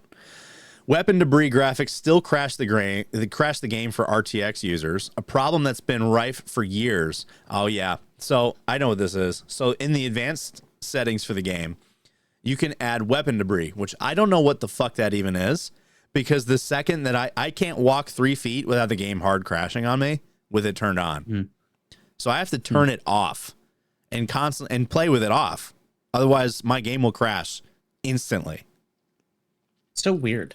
I don't even know what it does. That's the thing. I don't know what the weapon debris thing does, because it crashes the game, and it has been known to crash the game for years. I'm about to look it up and see what it does. I'm sure it's probably just like make the gun look dirty or some bullshit. That's what it sounds like anyway. I don't know. So, and while console players get a nice FPS boost, the update has added no significant graphical improvements to PC, making the entire thing even more pointless. Essentially, all that PC players have got with this update is broken saves, a dodgy widescreen support feature, and some Creation Club content, and a handful of minor bug fixes. It does make you wonder what Bethesda has been doing for 2.5 years, because that's how long this was being made. While this is speculation, as none of us know the inner workings of Bethesda and Microsoft, the update feels very rushed. It could have been pushed out so Microsoft had something to release alongside the Fallout TV show. The entire Fallout series has seen a massive bump in players thanks to its performance, and it's very possible that Microsoft and Bethesda wanted to get the next-gen patch out to capitalize on that newfound popularity. Unfortunately, everything is now broken, so was it really worth it in the end? And in my opinion, no. I told my wife about this, and I was like, hey, the Fallout next-gen update is out, and she was like, oh, fuck yeah. But then I told her, I was like, yeah, but it's causing more issues than it's fixing. So she's like, well, what did the update have? And I was like, for PC players, nothing. Like, it was just an FPS boost for console. So why even do it? It didn't change anything graphically. Yeah. It's just one of those things that, you know, the good idea fairy hit someone in that office and they're like, let's do this. And they're like, oh, fuck yeah. And I wouldn't be surprised, honestly, if this was pushed out way too fast because of the whole the show being as popular as it was, because it's very convenient timing, I will say. Well, it probably is what it's like, the reason that's coming out, because everybody's playing Fallout again. Like, there's been a giant resurgence and people playing these games, so they're like, oh, okay, let's fix this a little bit, you know, let's go back and make it better for everybody. And like you said, just went way too fast. Yeah. And because it is weird, like you said, you had all these problems and it was up to the modders to fix it. And then now that all the games are getting all this popularity again, they're like, oh, let's revisit and fix some stuff. Well, now, if you have mods that are years old that have like very little like maintenance done to them. Any mods that are old, like those modders are going to have to go back in there and fix them and, and like update them, which who knows how long that could take. I don't know. I just feel like this next gen update is not truly a next gen update. If anything, it just made it more FPS compatible to the new consoles. Well, not new consoles, but the current gen consoles. But yeah, I don't get it. And other bullshit gaming news, Tarkov. This one upsets me a lot. Good thing Gray Zone Warfare got announced first. So Gray Zone Warfare, if you guys are waiting for this, the prices got announced, as well as release date for the game will be announced on Monday. Early access release, I mean. So Escape from Tarkov players are furious over $250 pay-to-win special edition. They're upset after the game's new edition includes an exclusive new mode and pay-to-win mechanics. So it's not very often that you get an Escape from Tarkov fans rallying around a common cause, but developer Battlestate Games has managed to do just that with a recent reveal of the Unheard Edition, announced alongside the game's latest patch. Setting players back a pretty whopping $250, Battlestate has come under fire for locking away an exclusive new PvE game mode, as well as several gameplay-related perks behind a special edition. One of the bigger controversies surrounding the edition at the moment revolves around its new PvE mode, which essentially lets you play Escape from Tarkov offline or cooperatively with some friends. It's not something to be mad about out of context, but Tarkov players have accused the mode of being a betrayal of player trust, as the old Edge of Darkness edition promised all players future DLC as part of its season pass. So they told us, and people were even showing that the Edge of Darkness edition would have all future content for free. Everything would be for free. Any future DLCs, all that stuff would be offered to EOD players. They completely backtracked on that and then went on their website and changed everything. And that's infuriating. A lot of the creators were watching them do this in real time. Like Landmark was watching them. They watched it change. He watched that shit change in real time. That's wild. What was Edge of Darkness? Wasn't that like $150 too? Yeah, it was a $150 edition of the game. It comes with like the higher edition of the game you get, the more inventory space you get, and the more like extra gear and stuff that you get with it too. So you get like a couple weapons added to your inventory, more inventory space. The other thing was like you have a secure box that comes with you in each raid. That each edition has its own box, and in the higher edition you go, the larger that box is. And what it is it's shit that you don't lose when you die in a raid. So you could put stuff inside of that box, and if you die, that shit stays in your inventory. Yeah. With the Edge of Darkness edition, it was like a 9x9. It's pretty big. It's huge. So like you could stick. Everyone says like when they find a high value item they want to extract with, they're like, I got to put this in my butt so I don't lose it when I die. So like it's just like shit that you can extract with even if you die. You can put in that case. It's smaller than your normal inventory because you lose everything upon death. But yeah, there's other features that are locked behind this extremely expensive edition though. Players believe that this PvE mode, which is locked behind the Unheard edition, should have been included with the Edge of Darkness edition, but Battlestate decided to be cute with the language it used. According to a post from lead community manager Applezor, the game's Discord server, Battlestate doesn't consider the mode DLC, but rather a feature for new special edition. That's the official explanation of why the mode hasn't been included, and players will now have to upgrade if they want it, which will set them back a cool $100. So like EOD players will have to fork out $100 just to even play this mode. How much money? It's not cheap. No, it's not. Fucking Tarkov players are also calling the edition pay to win. If it wasn't enough to get the blood of every Escape from Tarkov player boiling, then the Unheard Edition's special gameplay perks have finished the job. In the edition's announcement trailer, it is also revealed that people who get it will receive some in-game bonuses that give them a gameplay advantage unlike any others seen in special editions. And as a game with a pretty high skill ceiling, every bit counts. Not only do players who buy the Unheard Edition get an increased stash to store loot, but they also get improved skills upon starting a wipe, which means they have, like, you get skills like kind of like a skill tree, and points go towards that. When you get the Unheard Edition, it automatically gives you points to certain skills without playing the game, as well as the ability to stop AI scavs from shooting at them if they have over 6 reputation levels with Fence, which is a vendor. On top of the new PvE mode, which players are being locked out of until they pay up, you can begin to see why players are starting to boycott and labeling the edition as brutally pay to win. Hopefully, Battlestate addresses it sooner than later. Now they doubled down on this shit. They really did, by saying that it's not DLC and all that stuff. And then they went around and said that EOD players will have access to all these features for 6 months. So after 6 months, you don't get that shit anymore unless you upgrade. And so it's kind of the old. They're seeing their plans not going well, so they're like, well, we'll give you a taste of it. Well, the first one's free. The other thing that this article did not mention was the fact that priority matchmaking. The higher edition that you have of the game, the higher priority you are in the queue to get into a match. Really? Yeah. That's frustrating. So they said that for 6 months, EOD players will have priority matchmaking to get into servers. So when you're loading into a raid, you can load in faster if you paid more money.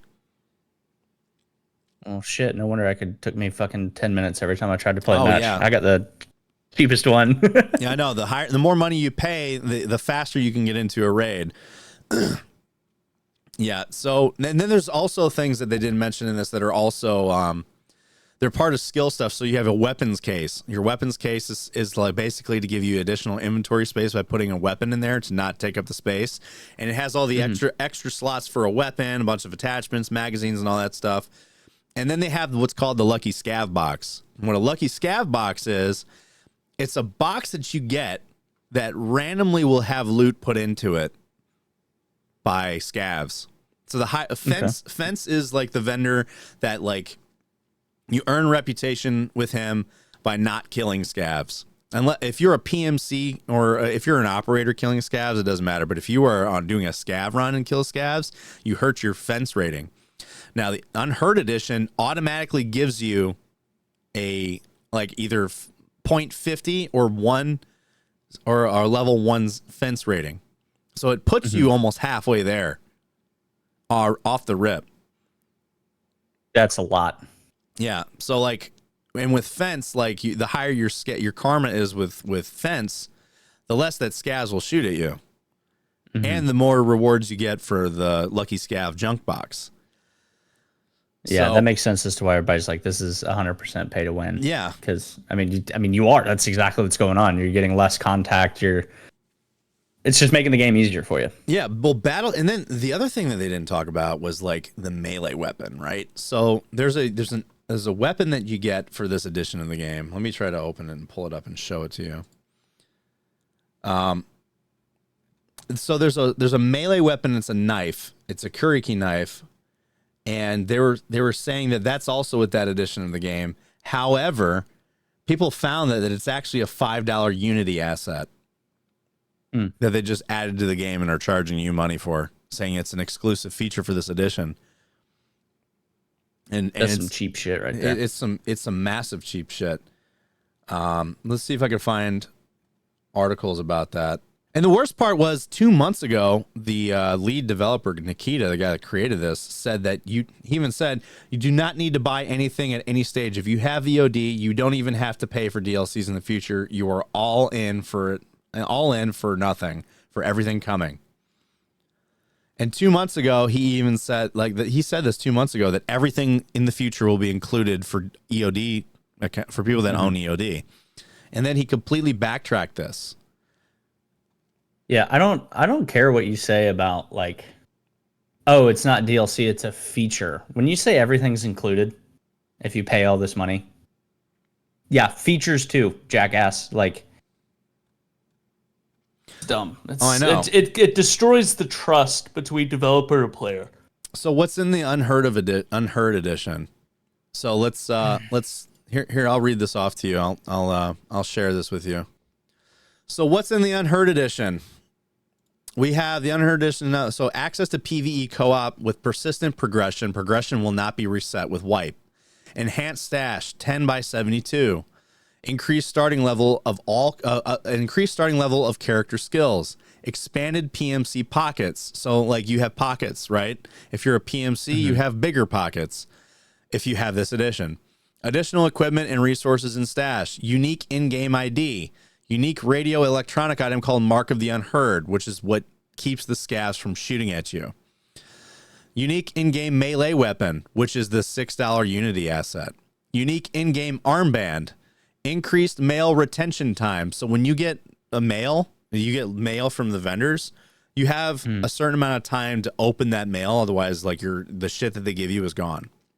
But if you have this edition, you get the timers increased.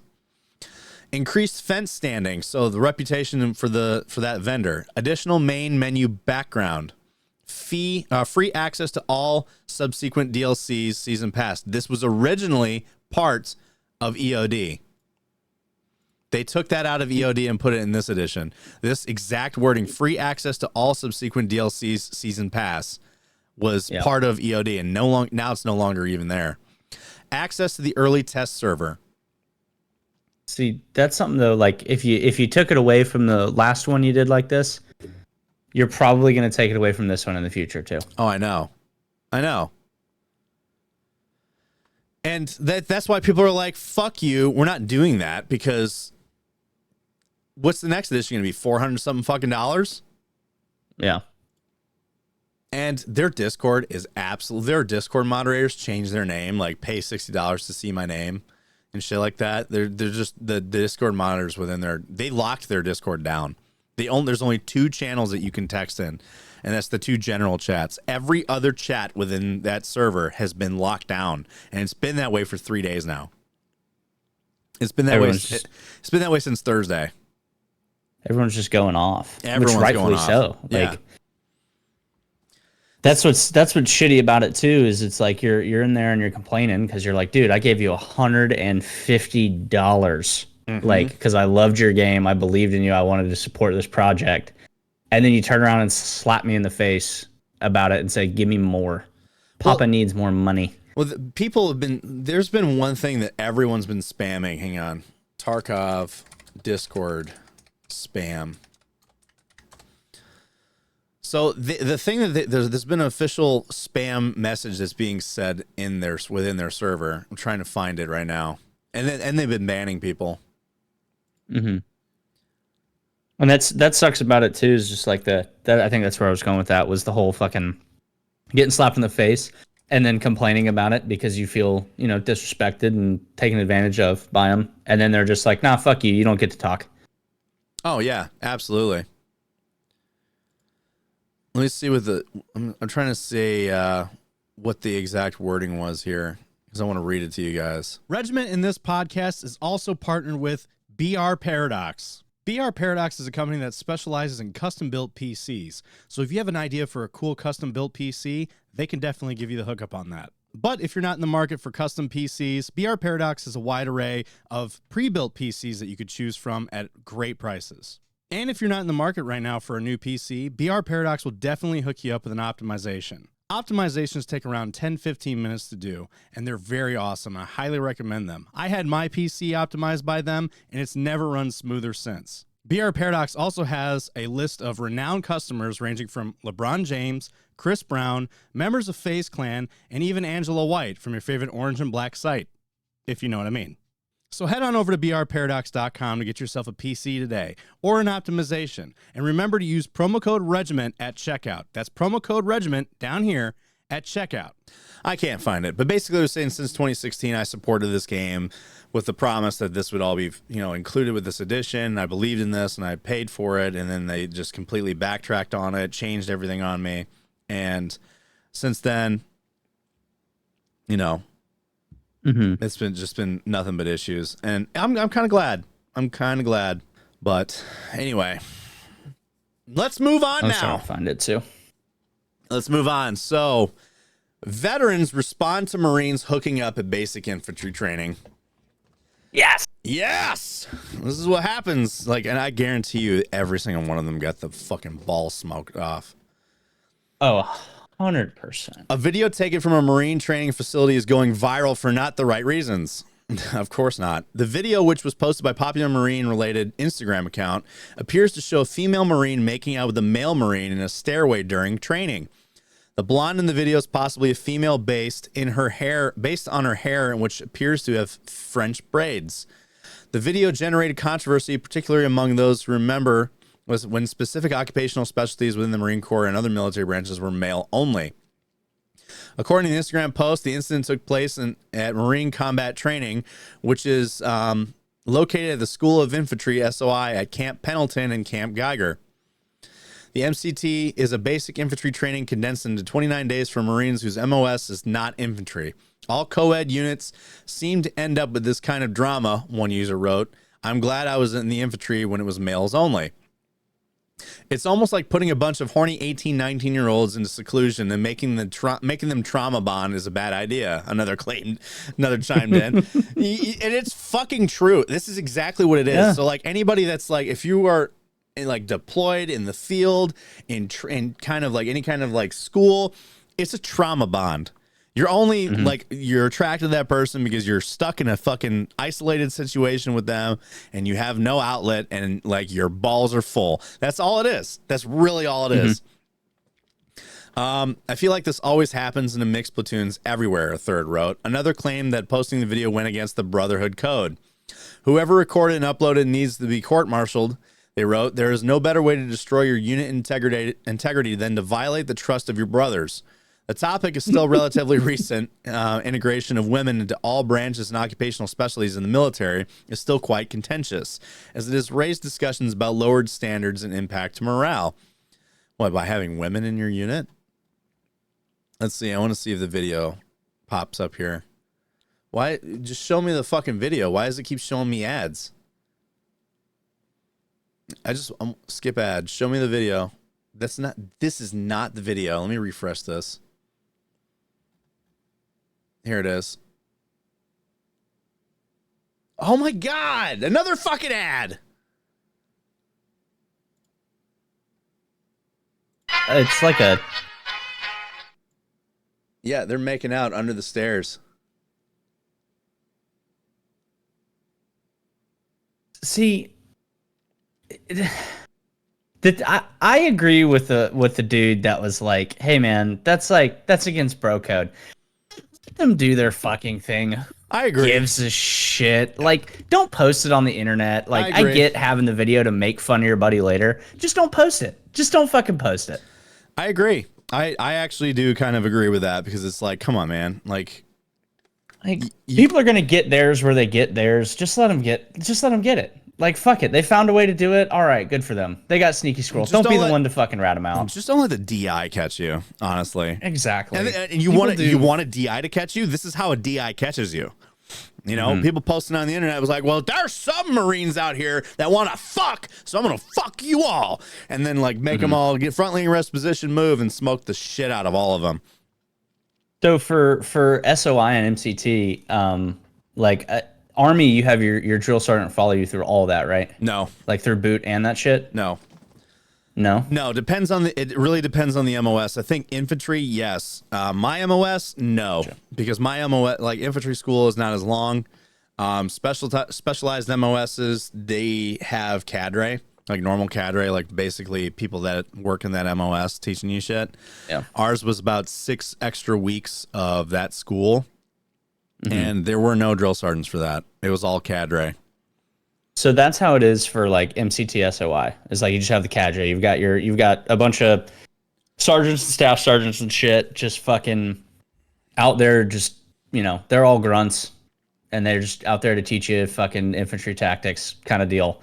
But it's funnier there because like they'll IT you and, you know, make you do push-ups and fucking burpees and all that shit. But in my experience, most of the time, they just embarrassed the fuck out of you in front of everyone. Like, if you got caught with dip, hey, guess what you're doing? You're putting that whole goddamn can in your mouth until you throw up. I don't care. And you can't spit, you swallow. You know, or fucking just like, oh, so-and-so wants to be a fucking jackass. You know, and just like trying to get your buddies, they're trying to get their friends to fuck with them instead of them. Because they're like, I don't want to have to go take this to Gunny. I don't want to go sit in there. I want to go home and I want to fucking drink and plow my wife. I don't want to deal with this shit. Right. So I'm going to embarrass you here. Like, that's exactly what they did in AIT. So ours is called AIT, which is like Advanced Individual Training for the school that you go to. And that's exactly how it was. If one person fucked up, it wasn't brought down on everybody else. They were ousted in front of everybody. And it's funny you brought up the dip one because that exact thing happened. We had a dude do that, and happened. He gutted it, and like no issue. And the instructor was like, "What do you do? Like, does this not bother you?" And he goes, "I do it all the time. I've been doing this for months now. Ever since I got here, I've been gutting it in class." And he goes, "Fuck you!" And then he just like walks away because he thought he had him. And he's like, "Damn it, you asshole!" He made him put the whole 10 in. The whole 10, and then he had a fucking upper decky and a lower decky, and he was kind of looking queasy, so then he started smoking them. That's awesome. Yeah, so he definitely threw it up. There's another guy that was hiding pizza boxes in his barracks room. Ugh. He had like 10 pizza boxes underneath his fucking bed, and it was just like, are you kidding me? You know you're not one. And the worst part was the guy that was hiding the pizza boxes, so we didn't have just new, fresh out of basic training people. We had reclasses. So people that had been in the army for a minute, they were like E5s, E4s. They had been in the army at this point for at least 4 or more years. They were just changing their MOS. It was one of those guys that had pizza boxes in his barracks room. And they were like trying to punish that guy. That dude didn't give a fuck about nothing. He was a straight up sham shield E4. Couldn't punish him for nothing. Like the dude had just been... He's just like, I don't give a fuck. Can you blame him, though? Let's be honest. No. Like, it is gross to be hiding that shit in your room. We had a boot come in, and we had a problem with him being dirty in his room. Like, we would go do inspections on fucking Thursday night, and we'd open up his wall locker, and there's just fucking 5 Domino's boxes and a couple old bags of Chick-fil-A. And we were like, what is this? And he goes, I was going to throw it out later. And we were like, why didn't you just do it now? And he's like, oh, well, I just got all this stuff too. It hasn't been sitting in there. And the dumbass had his receipts with it all. So we look at the date on the receipt, and it's a fucking, he got it right after the last field day inspection. So it's been sitting in there for a week. Ew, wow. And he's got all of his dirty clothes stuffed in the same fucking wall locker. And we're like, do you wash your clothes, dude? And he goes, yeah, I do it once a week. And we're like, dude, when you have a full load, go wash that fucking shit. Like, don't sit here and wait until you are out of clothes to wash your clothes. Every barracks has a dirty bird. Every single barracks has a dirty bird. And I don't mean just their room is not clean. I mean, like, they don't wash their clothes. Like, we had one guy on AIT, like, you could walk past his room and you could smell it. Like, it was like wet mildew smell. And what the fuck is that? Oh, my wife's vacuuming. But yeah, you could smell his room when you walk past it. And it was just like this fucking funky, mildewy smell from not washing his clothes. And it was like, dude, do you shower? And he did shower. He just didn't wash his clothes. Yep. He just wore dirty clothes all the fucking time. I think that was the same with that kid, because we would ask like his roommates and his buddies and be like, make him shower. And they're like, he showers every day. And then that's when we found out he just didn't wash his fucking clothes. And we're like, dude, wash your fucking clothes. Like, Jesus. Especially when you get back from like the field. I get it. You can't wash your clothes when you're in the field to a degree. But for the most part, like at the end of training, God damn. She picked the worst time to do this. Babe! Where are my pizza rolls? I'm filming! I'm filming an episode right now! Oh, man. I felt bad for this one dude. He was one of my peers, but he had a no shit medical condition. No one believed him. Like when we first hit, I did, because I'd been with him through like training and shit. And he was so ashamed of it. You could see the shame on his face, but he had a no shit medical condition that he smelled like fish. What?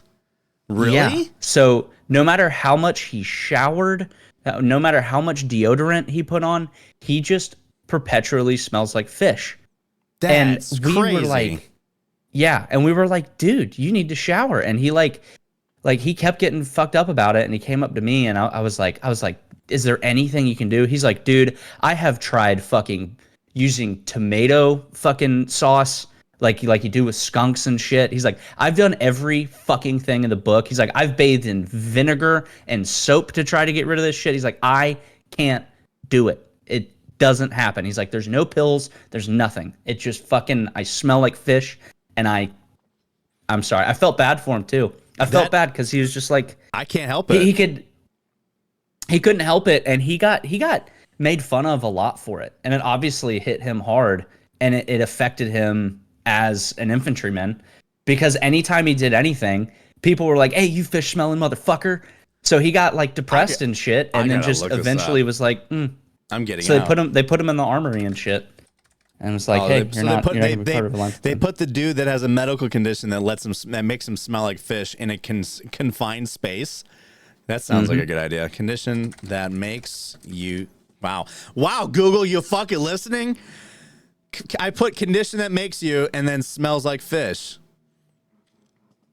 What is this called? So it's called trimethylmenuria. Trimethylmenuria, also known as fish odor syndrome, is a rare metabolic disorder that causes a person to emit a strong, unpleasant, fishy smell. This occurs when the body is unable to break down the trimethylamine, a volatile compound that smells like rotten fish. TMA buildups in the body causes people to excrete in their breath, sweat, and urine. The intensity of the odor can vary over time and interfere with daily life. This is interesting. Most cases of TMAU are caused by a genetic form of the disease, which is caused by inactivating the mutations or polymorphisms in the FMO3 gene. Other causes include inherited faulty genes, so your genes suck, menstruation, certain medications, and chlorine-rich foods.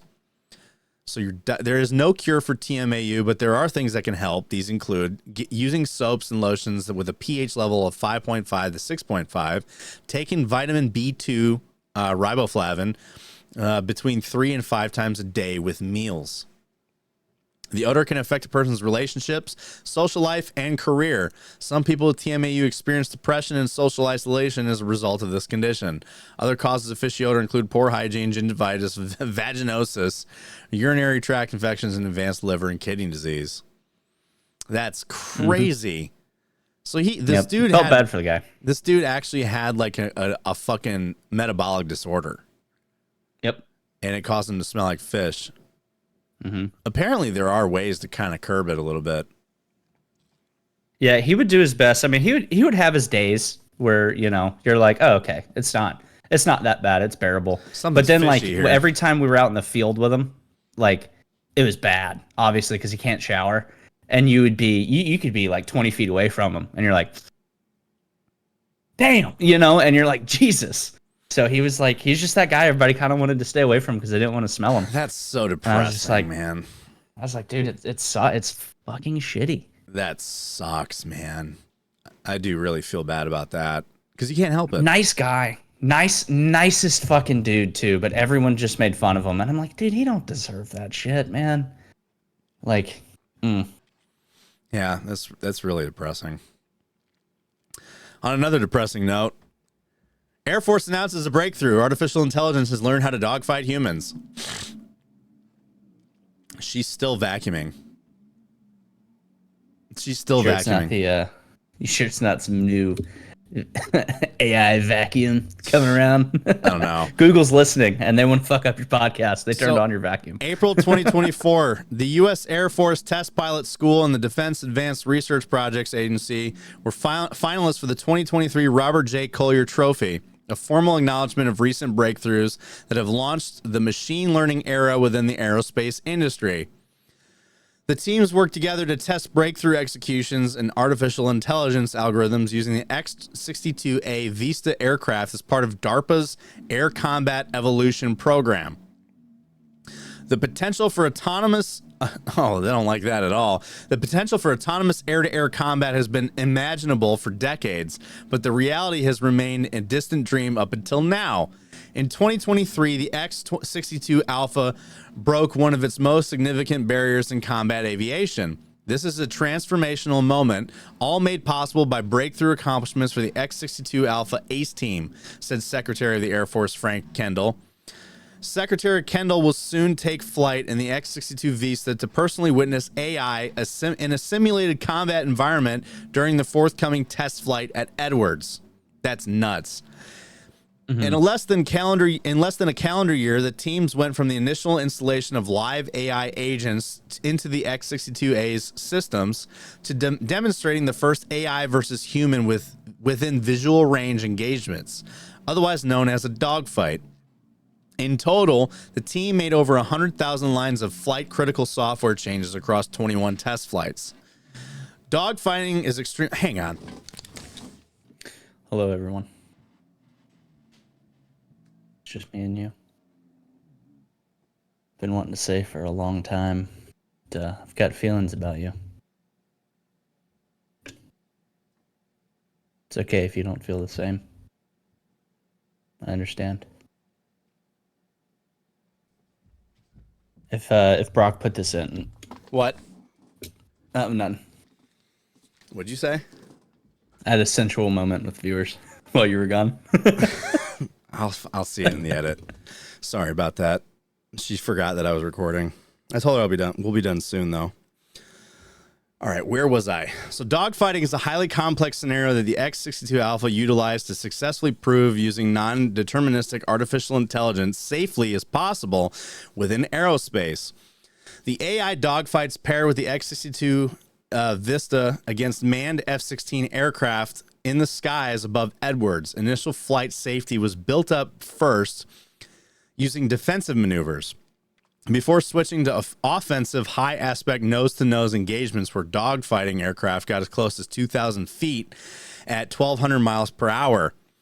The first ever use of machine learning-based autonomy in flight-critical systems will serve as a foundation for future aerospace AI advances that are both safer and more reliable in both commercial and defense applications. Fuck that. Do you want AI flying you somewhere? I don't. No. Because what if it's like, you know what? People are the problem. Let's bring that to the nosedive. Yeah, I'm good. I mean, autopilot is one thing, but letting a computer fly you completely, like absolutely completely. I wonder what this aircraft looks like. If it's unmanned, that's kind of crazy. So the X-62 Alpha is an incredible platform, not just for research and advancing the state of tests, but also for preparing the next generation of test leaders. When ensuring the capability in front of them is safe, efficient, effective, and responsible, industry can look to the results of what the X-62 Alpha Ace team has done as a paradigm shift. We fundamentally changed the conversation by showing this can be executed safely and responsibly, said Colonel James Valpenny, Commandant of the Test Pilot School. How long is this? This is not long. We're almost done with it. While traditional autonomy has been executed for decades, machine learning has been historically prohibited due to high risk and lack of independent control. Yes. The X-62 Alpha is flown with safety pilots on board with the independent ability to disengage the AI. However, test pilots did not have to activate the safety switch at any point during the dogfights over Edwards. Can you imagine? You're just along for imagine for a second, you're just along for the ride, right? You're not flying the craft. It's flying for you. And it's doing all these maneuvers. And as the fucking safety pilot, you're just being jerked around by this fucking computer and stuff. And you can't predict when you're going to need to do your breathing exercises and shit to not pass out. Can you imagine if this fucking aircraft just decides to go ahead and knock you out by putting you at like high G environment, knock you out, and then just do its own thing? That would suck ass. I mean, that's also, I'm sure that's where the whole, like, what did it say? Not learning, like, what was it? Not allowing the AI to be able to, like, actually, like, learn, just kind of go off of, like, its programming and shit like that. Yeah, basically. Because that would be fucking scary as fuck. Absolutely. If it was just like, you're up there in a fight, and then it's like, hey, I'm going to take control now because I know more than you. I'd be like, no. Or don't kill us. Or if it knows that you have the kill switch, the AI, it just ejects you. Yeah, it sees you going to hit it, and it's like, you're just like, I gotta turn this off. You're like, no, John, you will not turn this off. just fucking launches you out, and then now it's got full autonomy. Oh, that's horrifying, bro. That's absolutely fucking horrifying. Not only does it eject you, it fucking turns upside down to eject and just fucking shoots you straight down to the earth. I know. No, it even says we have the to be able to trust these algorithms to use them in real world setting. While dogfighting was the primary testing scenario, it was not the end goal. I don't believe you, DARPA. I don't believe you at all. At the very least, it took the X-62 Alpha ACE program and see it under the autonomous control. It can dogfight, but that misses the point. Dogfighting was the problem to solve what we could start testing autonomous artificial intelligence systems in the air. Every lesson we're learning applies to every task you could give the autonomous system.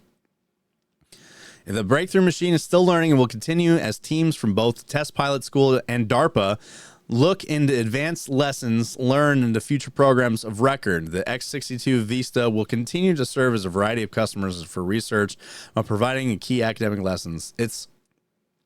I don't like this. I don't like it at all. And the reason why I don't like it is because of what I just said. Like, you know, like you have to put something in place to make sure that the computer cannot interact with certain things. But like you give it a disconnect where like the switches are not involved, the ejection's not involved, none of this. I mean, like looking at the video right here. Like it's kind of crazy. Case in aviation, and it's not necessarily the case in space exploration. There are a few different kinds of autonomy, one of which we'll call expert-coded systems or rules-based systems. This kind of autonomy has been with us really since the beginning of aviation and aerospace. It's very powerful under the right conditions. You write out rules in an if-then kind of a way, and these rules have to be robust. And of course, you need a group of experts who can generate the code to make the system work. And even when you look to today, some of the most cutting-edge applications of autonomy, both in flight and in space exploration, are based on this expert. What the fuck? Did you see that uninhabited Black Hawk flight? Alias. It's called Alias in 2022. Uninhabited Black Hawk flight. This Black Hawk helicopter is flying itself. Both in flight and with in cargo. Space exploration are based on this What's your timestamp? coded type autonomy. That was about the 044 timestamp. Okay, I see it. Both in flight and in space exploration are based on this expert coded type autonomy. Oh, god damn you, advertisement. Now, moon rovers and shit like that, I could totally see. ACE is fundamentally different than other autonomy efforts because we use You can't put a person in that The environment, machine so it learning makes approach sense to relies have on analyzing an autonomous historical system data for to make that. informed decisions Yeah. for both present and future situations, often discovering Let me fast forward just a bit. Critical systems. We have to be able to trust these algorithms to use them in a real world setting. 2023 was the year ACE made machine learning a reality in the air. Ew. Program. Machine learning can Matches defeating the human in that case. Each other using a variety of. Hang on, this talks about the dogfight. as air-to-air combat. It has great potential to earn the trust of humans as we look to applications that are less dangerous, but equally complex. ACE kicked off with the Alpha Dogfight trials. We had 8 teams compete against each other using a variety of different algorithmic approaches, learning, adapting, and evolving, mastering complex aerial tactics through countless simulated dogfights. For that What? Dude, really? We're going to give me another fucking ad for a CPAP mask? Come on. final event, you had an AI agent against a human pilot in a simulator. They ended up sweeping all 5 matches, defeating the human in that case. Oh, did you hear that? Trained to adhere to human Defeating the human. In every In, like, single all of them? case? norms, what we call training rules. These rules keep you safe when Scary. you fly. We needed to innovate new You know ways why? to Because enforce AI safety doesn't and have human to fucking norms worry to about paint their passing own out in course. like a Since high our G agents environment. learned, Just got to worry about the these aircraft norms breaking into the apart. environment through a sequence Yep. of simulation updates. After years of painstaking development in simulation environments, it was necessary to confront the real world. One of the primary problems machine learning and artificial intelligence has had to overcome is something called the sim to real problem. The simulation environment still lacks a tremendous amount of fidelity from reality. Integration of a machine that's going to control an aircraft in real life is a difficult problem because that machine has got access to flight control surfaces that could over-G the airplane, could break it, could do real.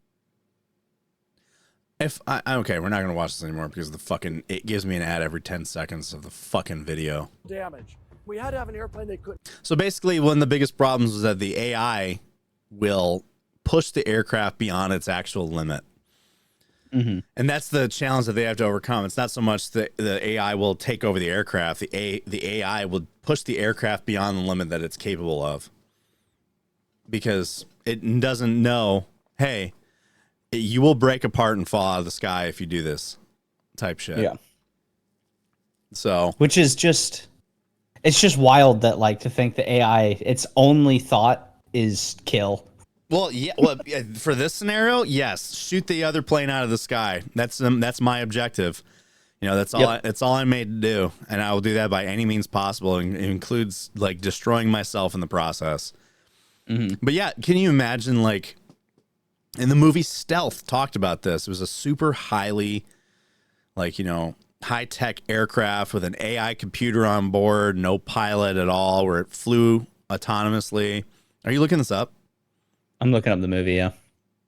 And like basically the premise of it is the AI decides that, you know what, I know better than you, and then I'm gonna go break off the like, because it'll have like, it had like 3 pilots that were flying alongside of it, and like it decided to take out one of the pilots and then go on doing its own thing, and the objective for the other pilots was to take it out. And it was just, but it was super intelligent to where it was avoiding everybody, and it was a stealth aircraft, so nobody could find it. Yeah. The fucking the model of the plane looks nuts in this movie. Oh, I know. I know. It's actually a really cool movie. Let me see. 13% on Rotten Tomatoes. Now I know I have to watch it. I mean, it's not a fucking award-winning movie by any fucking means. Like the CGI is kind of hokey too, but the premise is pretty interesting. Like the aircraft, you know, they look like some shit out of like, it looks like some shit out of Star Citizen, honestly. It looks like a pretty. It looks like the Gladius out of Star Citizen. But essentially, yes, like one of these aircraft is piloted exclusively by AI. And the whole point of it is like we're replacing pilots with AI, and the AI takes over and becomes a problem, and these pilots have to actually take out the fucking aircraft that, you know, because it's like I'm gonna nuke DC or some shit like that. Yeah, just takes off. It's like, fuck you. I know all.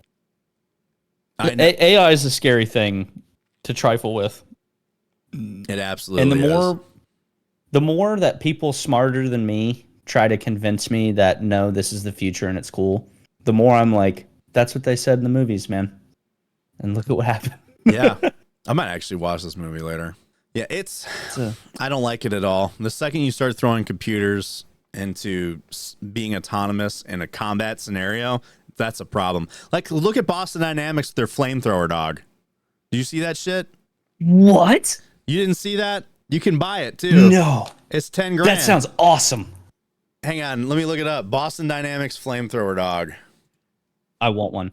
It's a flamethrower launches fire spitting robo dog from hell. Hang on, let me send this to you. This is the Therminator. Oh, you're looking at the same article as me. The Therminator. What is fucking Mike Tyson talking about? So it says the Therminator. Picture Boston Dynamics nightmare fuel robot dog Spot. Now imagine it 1,000% more terrifying. Imagine no more, because the future of fire delivery has arrived.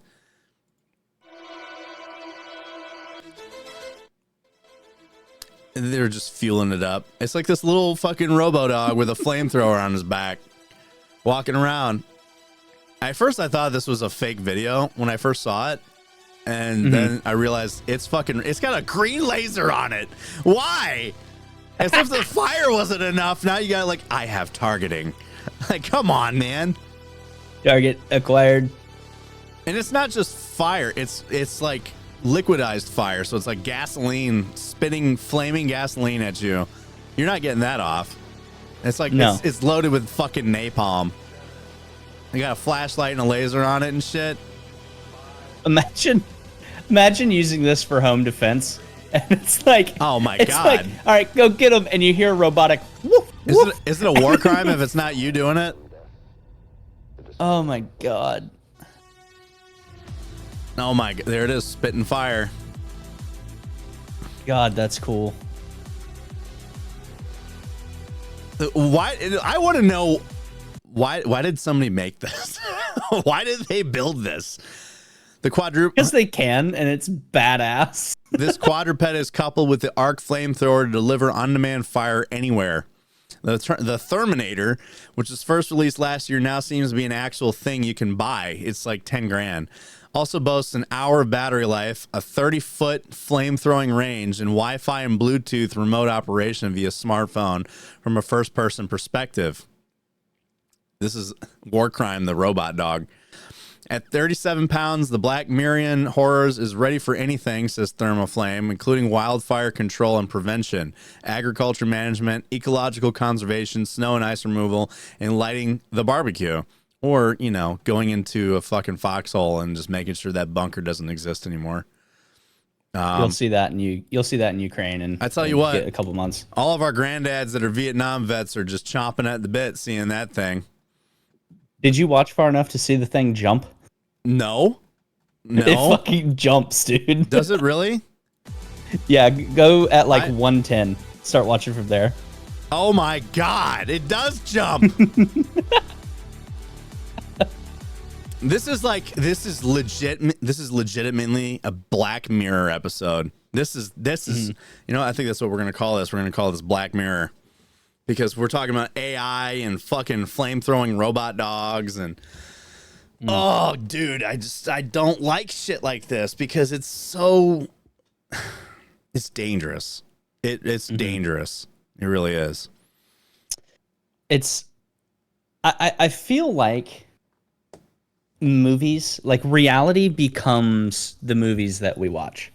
Oh, it absolutely and that's like does. where we're going with everything. I mean, shit, think about Star Wars. Have you seen the people, I can't remember the name of the company, but they're making lightsabers. Like, no shit lightsabers. Oh, yeah. I saw that shit too. It's cool as fuck, and they're trying to figure out, like, they've got working prototypes. Yeah, you have to have a huge ass backpack, but they're trying to make it where everything fits in the hilt and everything, so that way you can swing. Like, obviously, you're not going to swing it around like a fucking an actual lightsaber because it's fire coming out. It's like I think it's a plasma coming out of it. It's like plasma fire. It's not actually like a like you can't just like sword fight with it. It's just you could go through it like it's a normal flame, you know. It just burns really hot, and you can adjust the length. It's one of those things that'd be cool to see. Like, I could see that if they got it down perfectly, right? I could see it having some like military application. You know what I mean? Just a bunch of boots cutting their fucking arms off. They would not trust fucking private with that shit. No, not at all, man. They'd barely even trust a private with a toaster in the barracks. You think they're gonna give him a lightsaber? Hell no, man.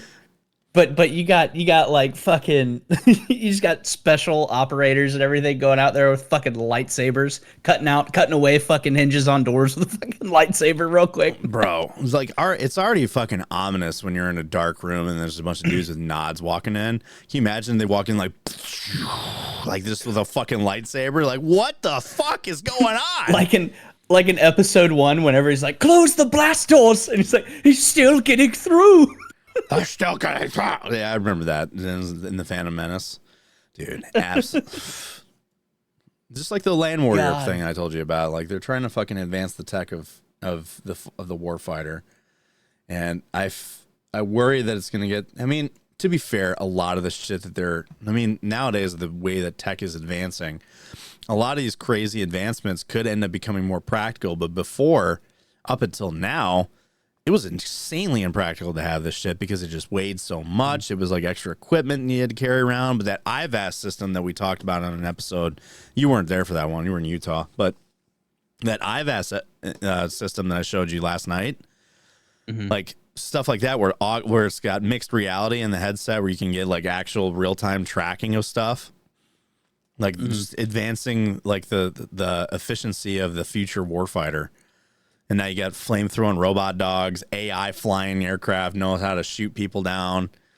And yeah, DARPA, we believe you that dogfighting wasn't the fucking end goal there. Totally believe you on that one. Because we know that DARPA's the definition of the organization that should be like, we can do it, but should we?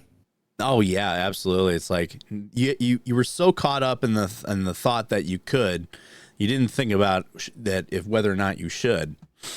But it's fucking God. It's just the future is now, old it's man. Crazy. The future is now. Future's now, old man. It's just scary. I imagine when we're like, 70, 80 years old, and we're watching future warfare go down on TV. I know. And it's just shit like this walking around. I would be like, thank God. Like, if I had a grandkid that's like, I think I'm going to go join the Marines, I'm going to be like, listen, back when everybody was fighting fucking terrorism and shit and dudes in pajamas, I would have been like, you know what? Yeah, I understand. Go for it.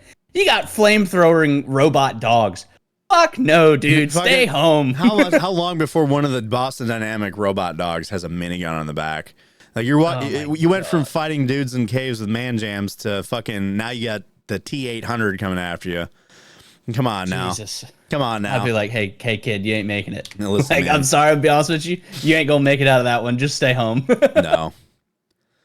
Well, anyway, that was actually everything. So we could probably just wrap this up, eh? A little shorty today. Nice, short and sweet. So I'm gonna do a little cleaning, take a shit, and then I'm gonna get on Ready or Not. Tony's been saying like, I'm ready to play when you are. So very well. Anyway, guys, thanks for hanging out with us today. We love you. We appreciate you for joining us on this latest episode of the Barracks Party. We hope to catch you on the next episode. We're trying to line up some guests in the near future, so keep an eye out for that. But in the meantime, we love you. We appreciate you. Thanks for tuning in. We hope you guys have a good rest of your weekend, and thanks for joining us at the party. Have a good one. Bye, Bye y'all. Bye.